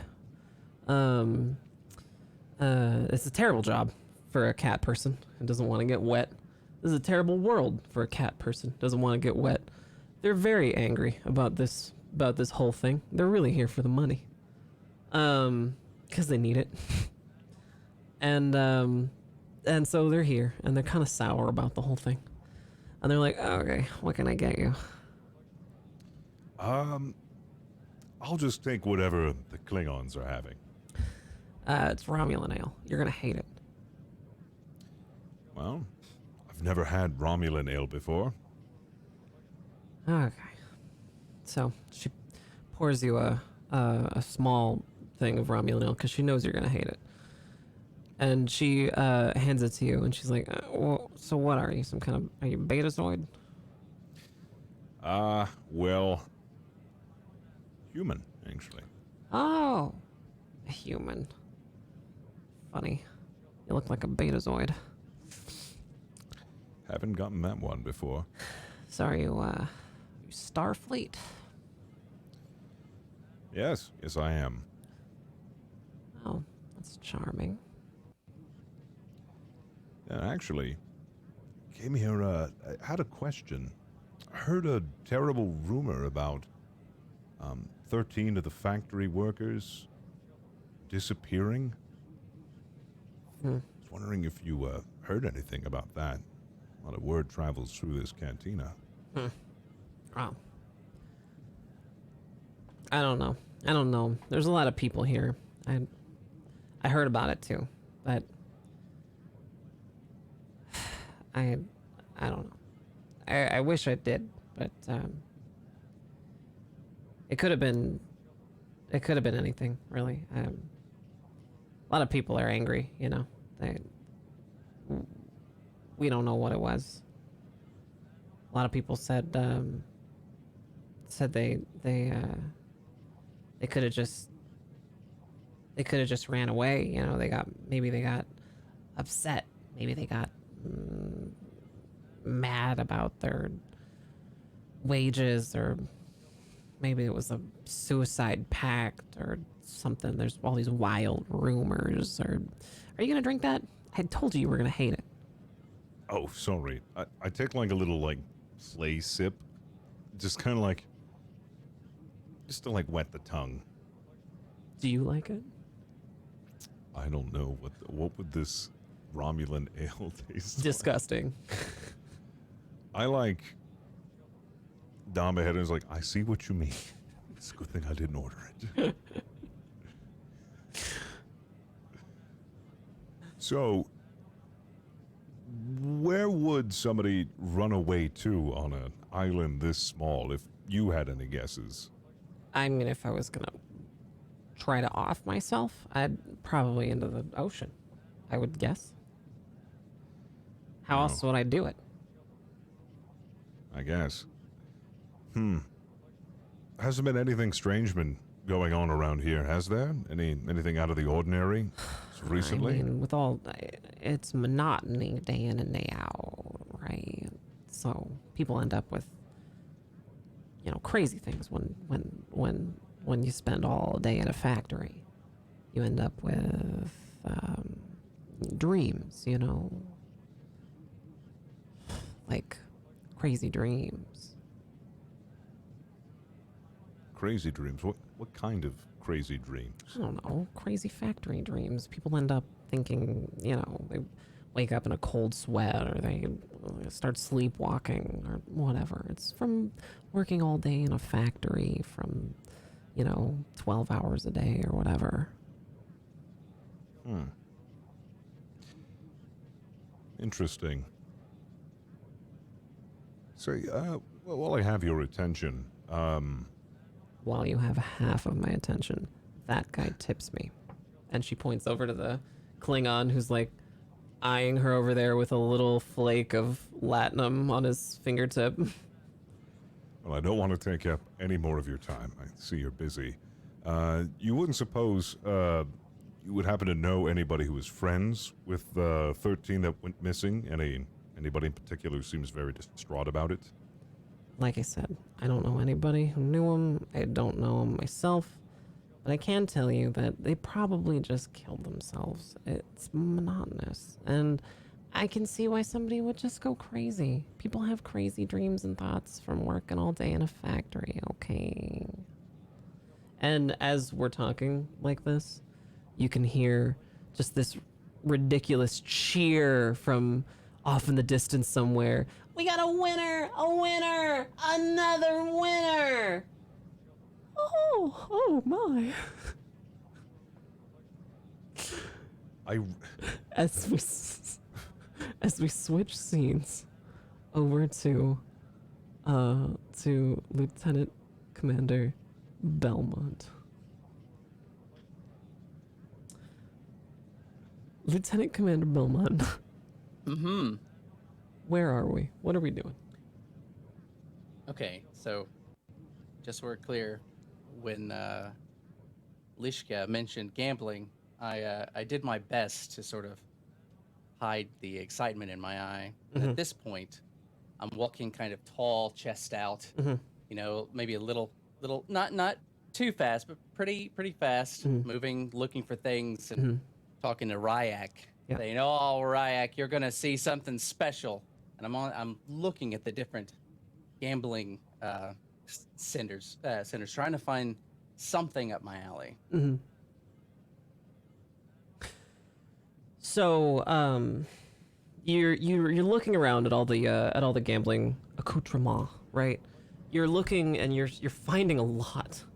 You're seeing a lot here.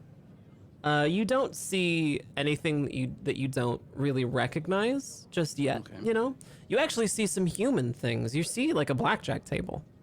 It's got some unfamiliar cards, but you recognize it easily as blackjack. You see a craps table. You see Domjot, the pool, the kind of like the pool game, you know, but it's like the Nausicaan pool game. You see Tsang, you know, the Klingon sort of like mahjong game. You see people betting on voles for vole fighting. You even off in the distance you see a Dabo game. So you know that Dabo exists, but you don't see any Ferengi. I'd probably avoid Dabo. I just from personal experience. So I would probably be very intrigued by the blackjack table. So Okay. I would say Ryak this way, and then head right to it. Okay. Yeah. So Ryak follows you dutifully, because where else is Ryak gonna go? And you walk over to this cantina, the same cantina that the captain is at, and behind you, off in the distance, you hear, "We got another winner! Oh my!" And you see this table with a Klingon and a Nausicaan, and that's it. It's just a Klingon and a Nausicaan playing blackjack at a table, and the Klingon is dealing, Okay. and they both look very sour and very intimidating, Right. Okay. So and they I just would, kind of look at you as you walk up to them. Oh, okay. So I would walk up next to them and say, and just not really even say anything, just sort of look at them and nod, but just a little passively. And then I would probably say to the Ferengi, can I? To the Klingon or the? Oh no, to the was it a Ferengi that's doing is running the table? No, it's a Klingon running the table. Oh, the Klingon. It's a I thought it was Klingon. Ferengi. It's a I'm sorry about Klingon that. running the table, and a The Nausicaan Klingon- playing, and they're The both Klingon is very running the sour, and they're Okay, just they look at you as you walk up. Right. Okay. So I would look at the Klingon and say, "Can I buy my way in with something other than latinum?" Ptah, what do you have to trade? I have one of the top of the line tricorders that Starfleet is famous for using. It's worth quite a lot.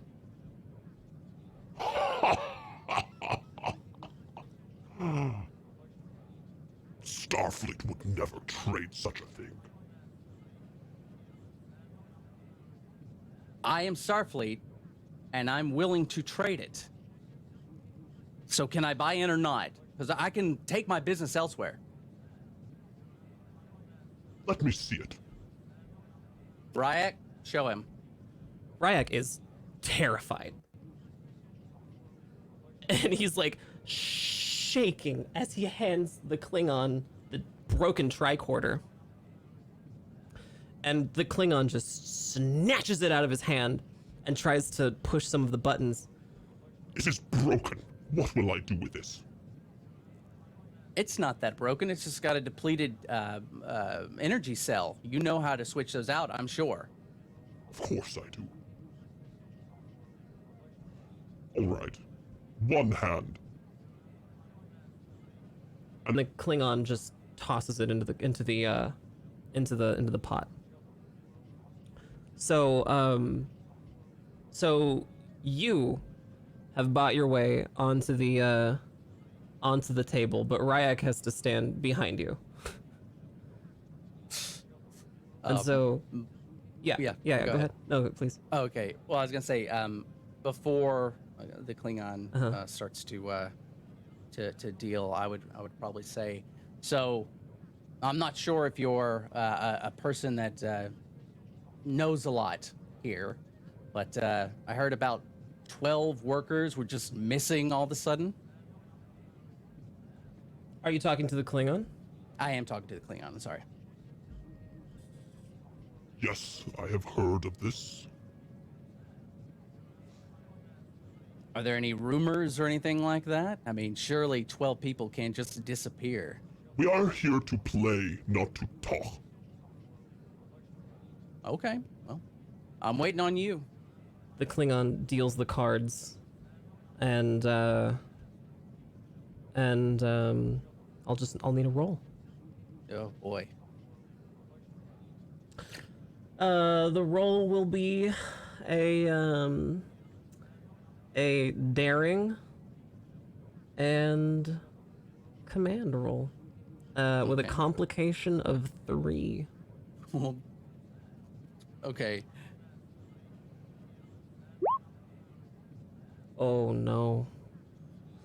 All right. So I'm gonna also give Ryak a roll to roll for the Klingon. Oh, shit. So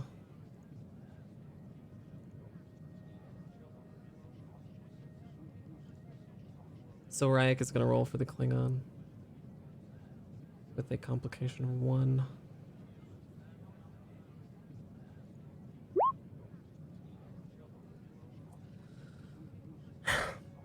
So the Klingon narrowly beats you with this roll. However, I will allow you the option to cheat. I will allow you the option to cheat. It wouldn't be difficult. You notice out of the corner of your eye that the Klingon and the Nausicaan are both pretty tipsy. They've been sucking down Romulan ale for the last hour and a half, and it's been a long day at work for them. They're pretty exhausted, and you notice that they actually left a card out, a good card that would allow you to win, just kind of dangling off the side of the table, and you palmed it when you sat down, and you have it. You've had it this whole time. And it would allow you to win if you used it. Okay, so I would sort of be holding my cards, looking, hoping that he didn't actually pay attention, and say, if I win this hand, instead of paying me, will you give me some information, if you know it, about the 12 missing people? I know nothing of these 12 missing people, and if you do not play this hand with me, then I will smash you so far into this dirt that you will forget you were ever Starfleet in the first place. You Starfleet Patah! That's fine if you like losing, and then I would put it down on the table with the stolen card. And it is at that moment that someone from somewhere sinks a weapon into Ensign Ryak's ribcage from behind. You hear a as we switch scenes back to Lieutenant Ram. You have so much latinum, and there is a small crowd behind you. Oh my. There's a small crowd behind you as the threat has been reduced back to 3. I was the threat to them.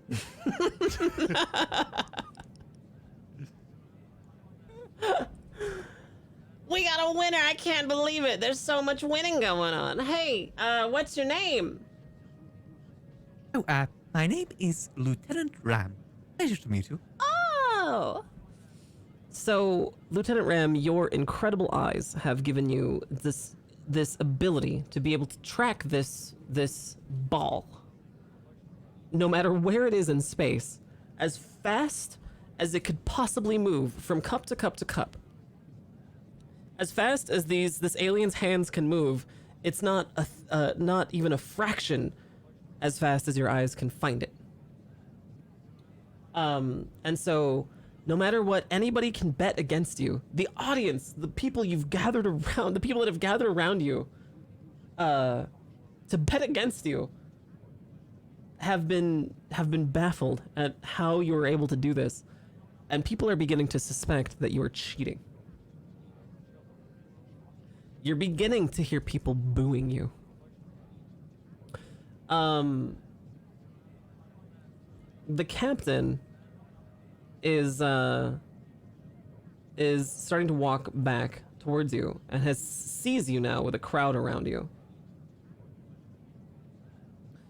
What do you do, Captain?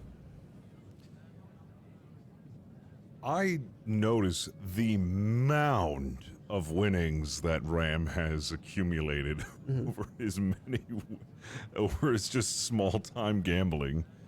I look around and like, yeah, he's not doing what I ordered him to do. Maybe I should have been a little more specific. I try to, like, kind of catch his attention in the crowd and, like, nod for him to, like, it's time to go. Need to get out of here. Hello, Commander. Captain. I just don't say anything. I'm like, so the crowd doesn't notice. I'm just, But I haven't got any information yet. Just leave. It's time to go. It's time to go. Has it been 2 hours already? Shh, it's time to I go. think he's cheating. I was just doing what you were saying, Captain. Not like this. Someone grabs Ram's arm. Are you cheating? What kind of species are you? No, I am an android. The crowd's attitude is quickly beginning to shift. The small alien boy with the cups has like packed up the cups and is quickly, briskly walking away. Could you let go of me? My captain is calling me. I believe I must go. It seems like the game is over anyway. So, Why do I hear boss? what are we doing now that this crowd is starting to crowd you, Ram? Excuse me. Could you let me go? Are you who are you? What are you doing here? I was playing game. Isn't that what you're supposed to do here? Yeah, well, I mean, yeah, I suppose. You seem like you got an awful lot of money there. Well, I just happen to be good at the game. A lot more than anybody else makes. Right. I don't see why that is a problem. Captain, what are you doing?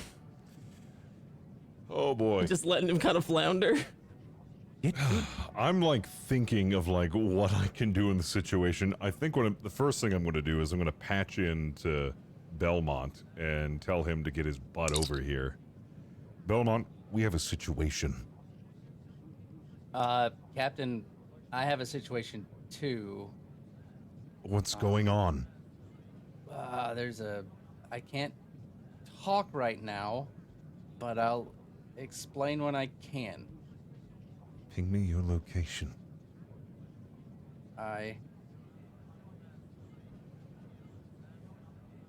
Where are you? I'm over at the blackjack table. Do I see the blackjack table? It was right where you were at the cantina, so you would have walked right by it. You know where it's at. I'll be right there. Just give me one moment. You're gonna leave Ram. It's fine. Ram has it under control. So I'd like to get the crowd's attention. Okay, how do you want to do that? I'm gonna quickly grab my Romulan. I'm gonna run back to the counter, grab my Romulan ale, and actually, no, that's not what I'm gonna do. I'm gonna get into the center of the crowd and try to calm everybody down. Okay. Everybody, just a misunderstanding. I'm sure that we can be civil about this, and we can all go about our night. Oh, that's my captain. He's the one that told me to play the game. You are not helping, Ram. So, what seems to be the problem here? What seems to be the issue? Well, he's cheating. Well, do you have any proof that he's cheating? No. Then is he cheating? Well, look at how much gold he's got. It just sounds like you're being a sore loser. Just look at all of his winnings. You know what? If it makes you feel any better, here, I'd like to grab like a good handful of the winnings and then chuck it into the crowd. Drinks are on us. The crowd goes crazy. Everybody starts laughing. Everybody has like a great time. Captain is like the life of the party. Everybody loves Captain Lockstead and Ram. Everybody's back to being super stoked. You've made everyone's night. I'm gonna grab just a decent chunk of whatever's left of the latinum, and I'm gonna grab Ram. I think Belmont's in trouble. Let's go to the blackjack table as soon as we can. All right, I'm sorry. I had a little Romulan ale. I'm feeling a little tipsy right now. Is it normal? Didn't have that much. That's fine. Maybe I can try a new game. Okay, I think we're done with games. Didn't I told you specifically not to play games unless it was absolutely necessary and you had a lead of information. Right, I was getting to the information part. I just needed to smooth them over a bit more with more winnings. You were doing very well with the winnings, a little too well. There's something you must know. People don't like losing money. So let's just focus on Belmont, shall we? All right, right away. Okay. Excellent. What I said sorry, I must have misunderstood you before. I thought you said to win at the games, not lose. Yes.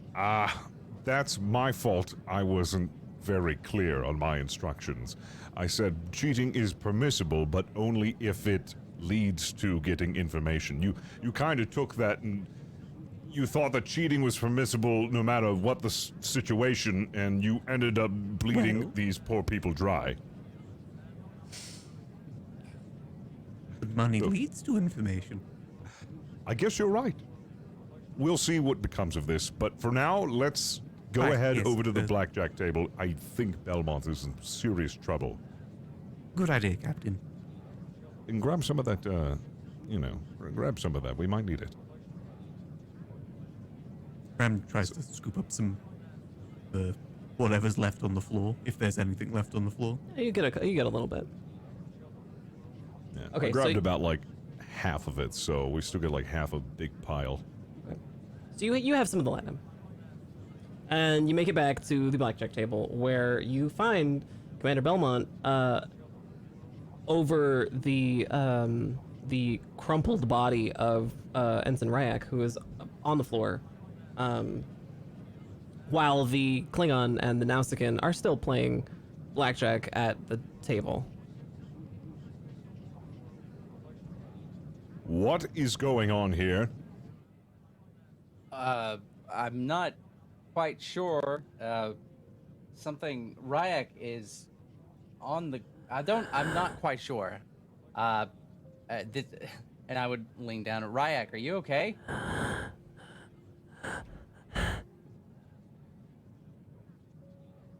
Ryak is twitching a little bit. There's a lot of blood. Go ahead. Yeah. I'm gonna quickly go to stabilize Ryak. Sure. Just to stop the bleeding. Yeah, that'll be a let's see, that'll be a insight and medicine roll with a complication of 2. Okay.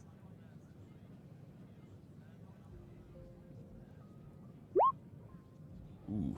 Okay. That's good, actually. I'll count that as a full success. So you managed to do that. You have no idea what types of injuries these are, but you know that you know where the where there's blood, and you go to stabilize it. You know that there isn't as much blood now, so you've stopped the bleeding for now. Ryak goes, Captain. It's all right. It's all right. Just, I got this. Belmont, what's going on? Honestly, I'm not sure, Captain. I was trying to get information from this Klingon and playing the game, and then he just crumpled to the ground. I didn't really see who did what to him. I'd like to investigate. Like, I really want to know what the heck happened. If there's like, any clues as to what really happened? Sure. So, you can roll a insight and security, I think. Insight and security roll. Complication of 2. Okay. Ooh.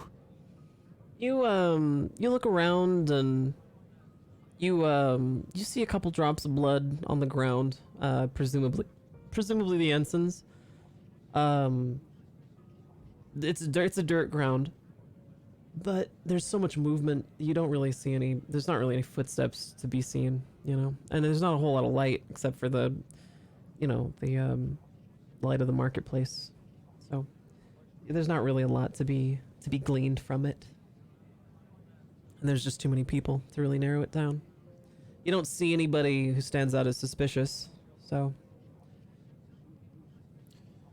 Right.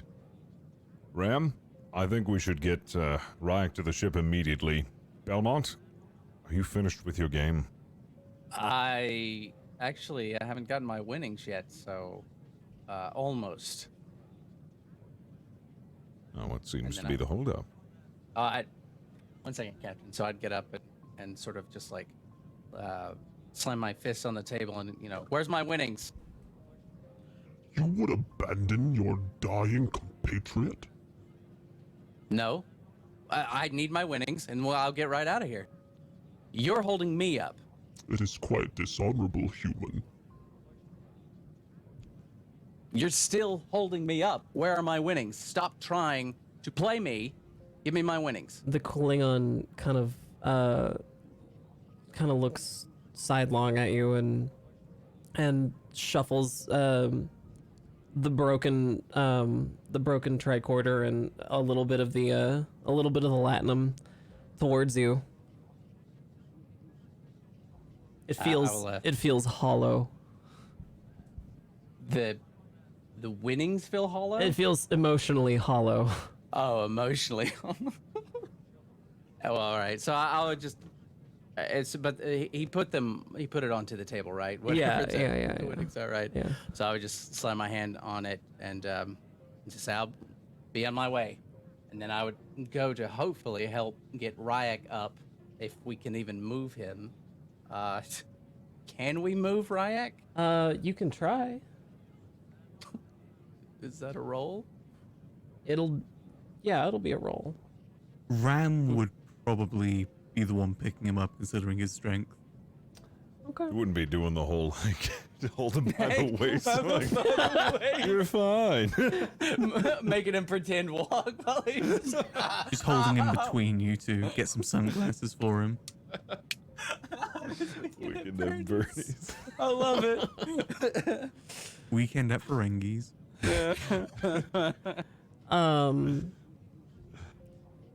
So, Ram, you go to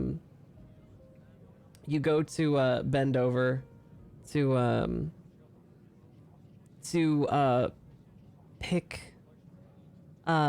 pick up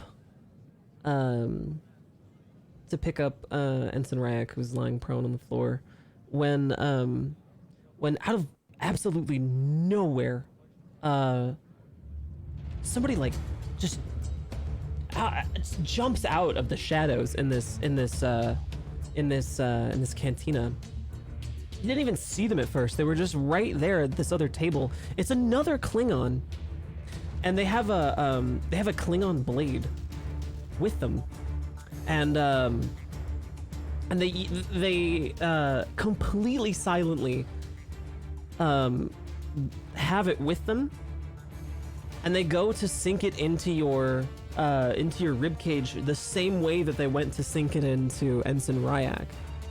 But Captain, you're right there, next to them, and it seems so odd that a Klingon would do it in such an obvious way.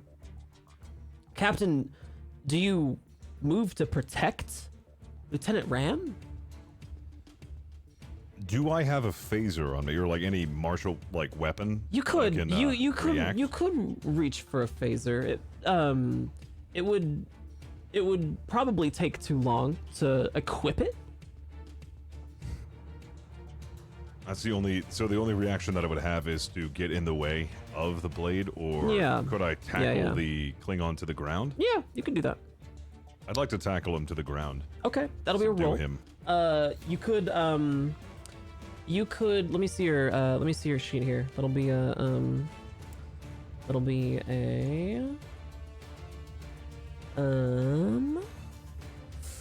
a control and security roll.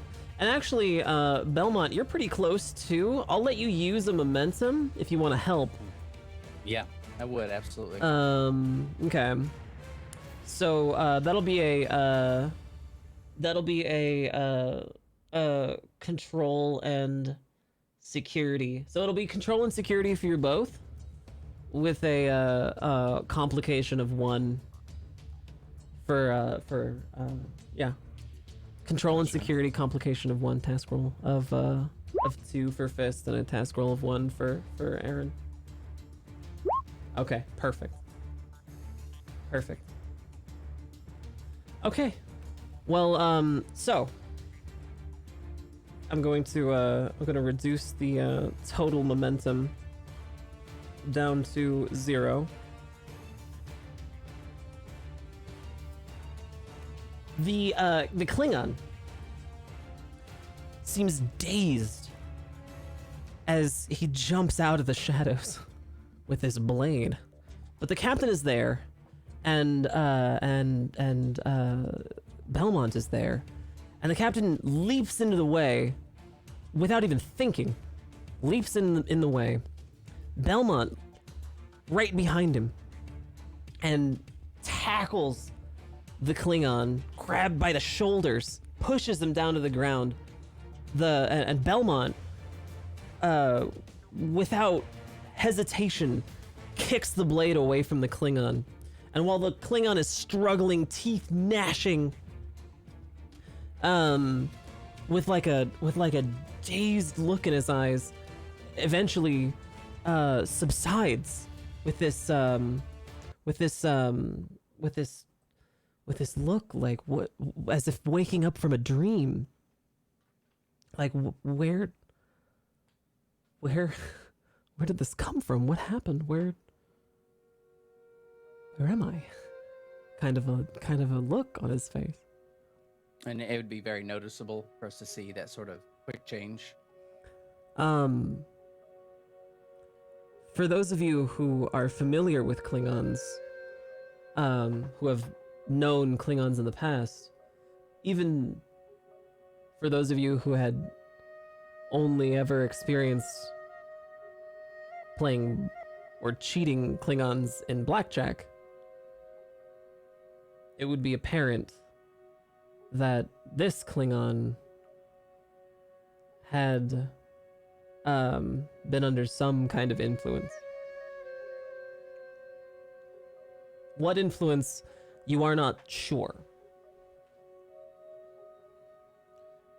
So, as Lockstead realizes this, he picks a Klingon up from the floor and asks, What was that about?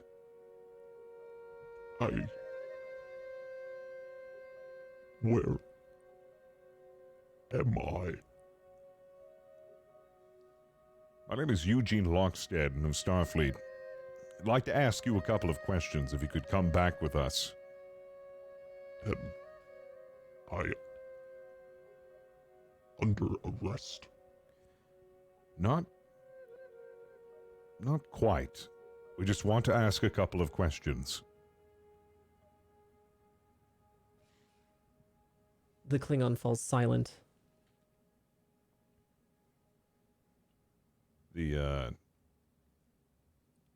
Where's the blade right now? It's on the ground. It was kicked away. Lockstead's gonna grab the blade and keep it with him.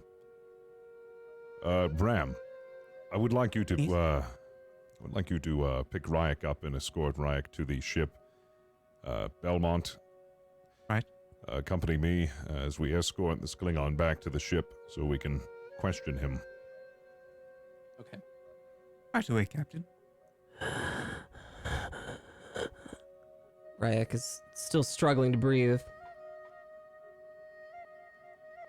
I'm going to hit comms to the ship.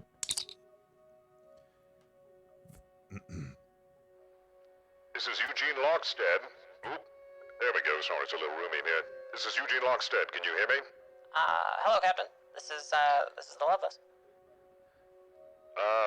One of our personnel has been injured. I'd like you to send a shuttle down immediately with medical staff. You want Shuttle 2 down onto the surface? Yes. I see. Alright, well, this is Ensign Sal. Who would you like to pilot it?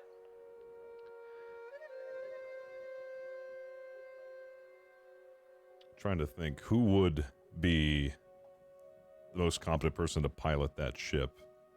Would there be anybody left on the You could ship? make Ensign Gregory pilot it. Gregory still on like mad drugs? Gregory's probably not on drugs anymore. You could make Greg. You could have Ensign Salixon pilot it. You could have You could send it down on autopilot if you wanted.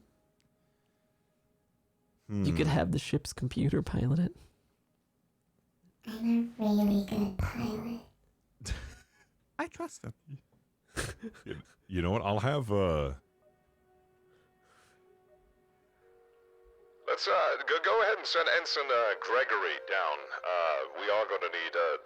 Could you also send a security personnel down as well, because somebody's been stabbed down here, and we're going to need to be giving them immediate medical attention.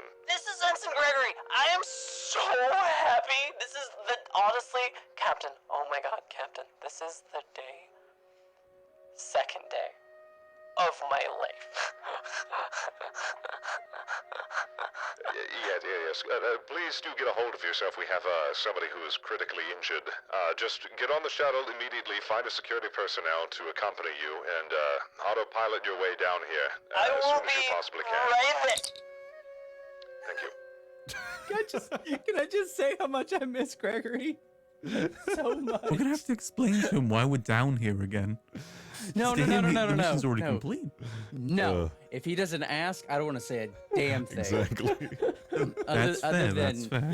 What if he tries to meet the Ferengi child though that made the photo? No, you know what? He's somewhere else, and that's just where it's gonna fit. God, that You guys forged that it's his picture. bedtime. You guys forged the picture too. You guys forged that picture. From this planet. From this planet. In that very shuttle that he's about to be in. I forgot it was in that shuttle. He's just flying down a big. He's gonna have a lot of lies, questions. isn't he? So Ensign Ryak is dying. You have a captive Klingon with you. There is a crowd who is currently favoring you because you've bribed them with a lot of illicit winnings, and you've no doubt got a lot of questions.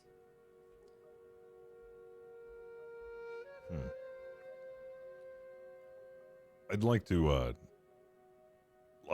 try to like carve a path, go straight to the shuttle. That's priority. Like, I'm to the right of the Klingon, have Belmont to the left, just kind of escorting him out, make sure he doesn't do anything funny. Okay. And just kind of clearing a path for Ram and injured Ryak. Sure. So you're all heading back to the shuttle. You make it to the shuttle, and you like open the shuttle, put the Klingon inside, and I think I'd like to leave it here today. I think I'd like to leave it here today.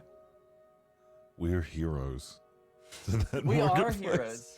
We are the best Starfleet has to offer. We got a lot done today. Oh man. We got a lot done today. That was a really successful voyage. Compared to last week, we got so much done today. That's awesome. And Gregory was introduced again. He's on his second best day ever. Oh, it's gonna be so great when he's like, "No, wait a minute.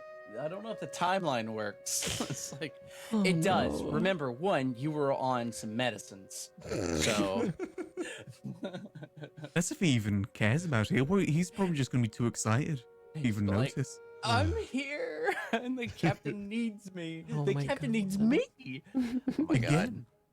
I love it so much. So, thank you everyone for joining us today on the U.S.S. Lovelace. My name is Nicotine. This is Fable Scraps. We do the show every Tuesday at 3 p.m. Pacific on twitch.tv/fablescraps before a live audience who are able to participate through the clever use of donations to affect the in-game mechanic of threat and momentum. We're joined today by a fantastic cast who we're going to introduce now. Captain Lockstead is played by Fist of the Walrus. Fist, tell us a little bit about yourself. Hello, Fist of the Walrus. Primarily a roleplay streamer here on Twitch. Been roleplaying for about 5 years, from Ark to Red Dead Redemption to Conan Exiles and everything in between. This is my third time on tabletop D&D, and been having a lot of fun with it. It's been a lot of fun. You can catch me over on Twitch and Twitter at Fist of the Walrus if you wanted to check me out.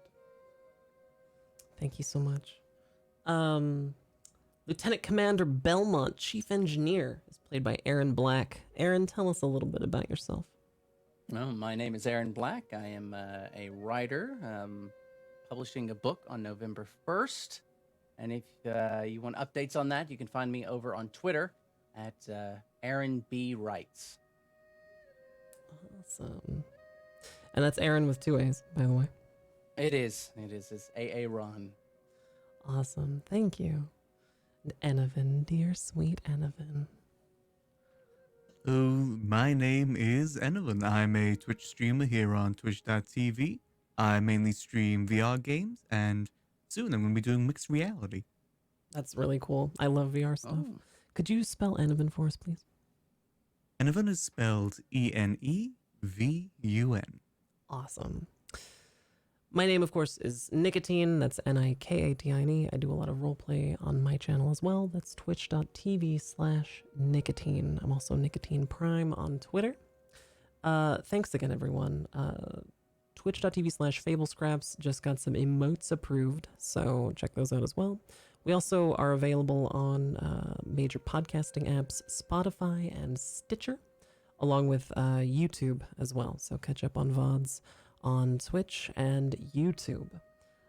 Big thank you to our donations, and big thank you to all of our viewers on YouTube and Twitch. Have a fantastic evening, everyone.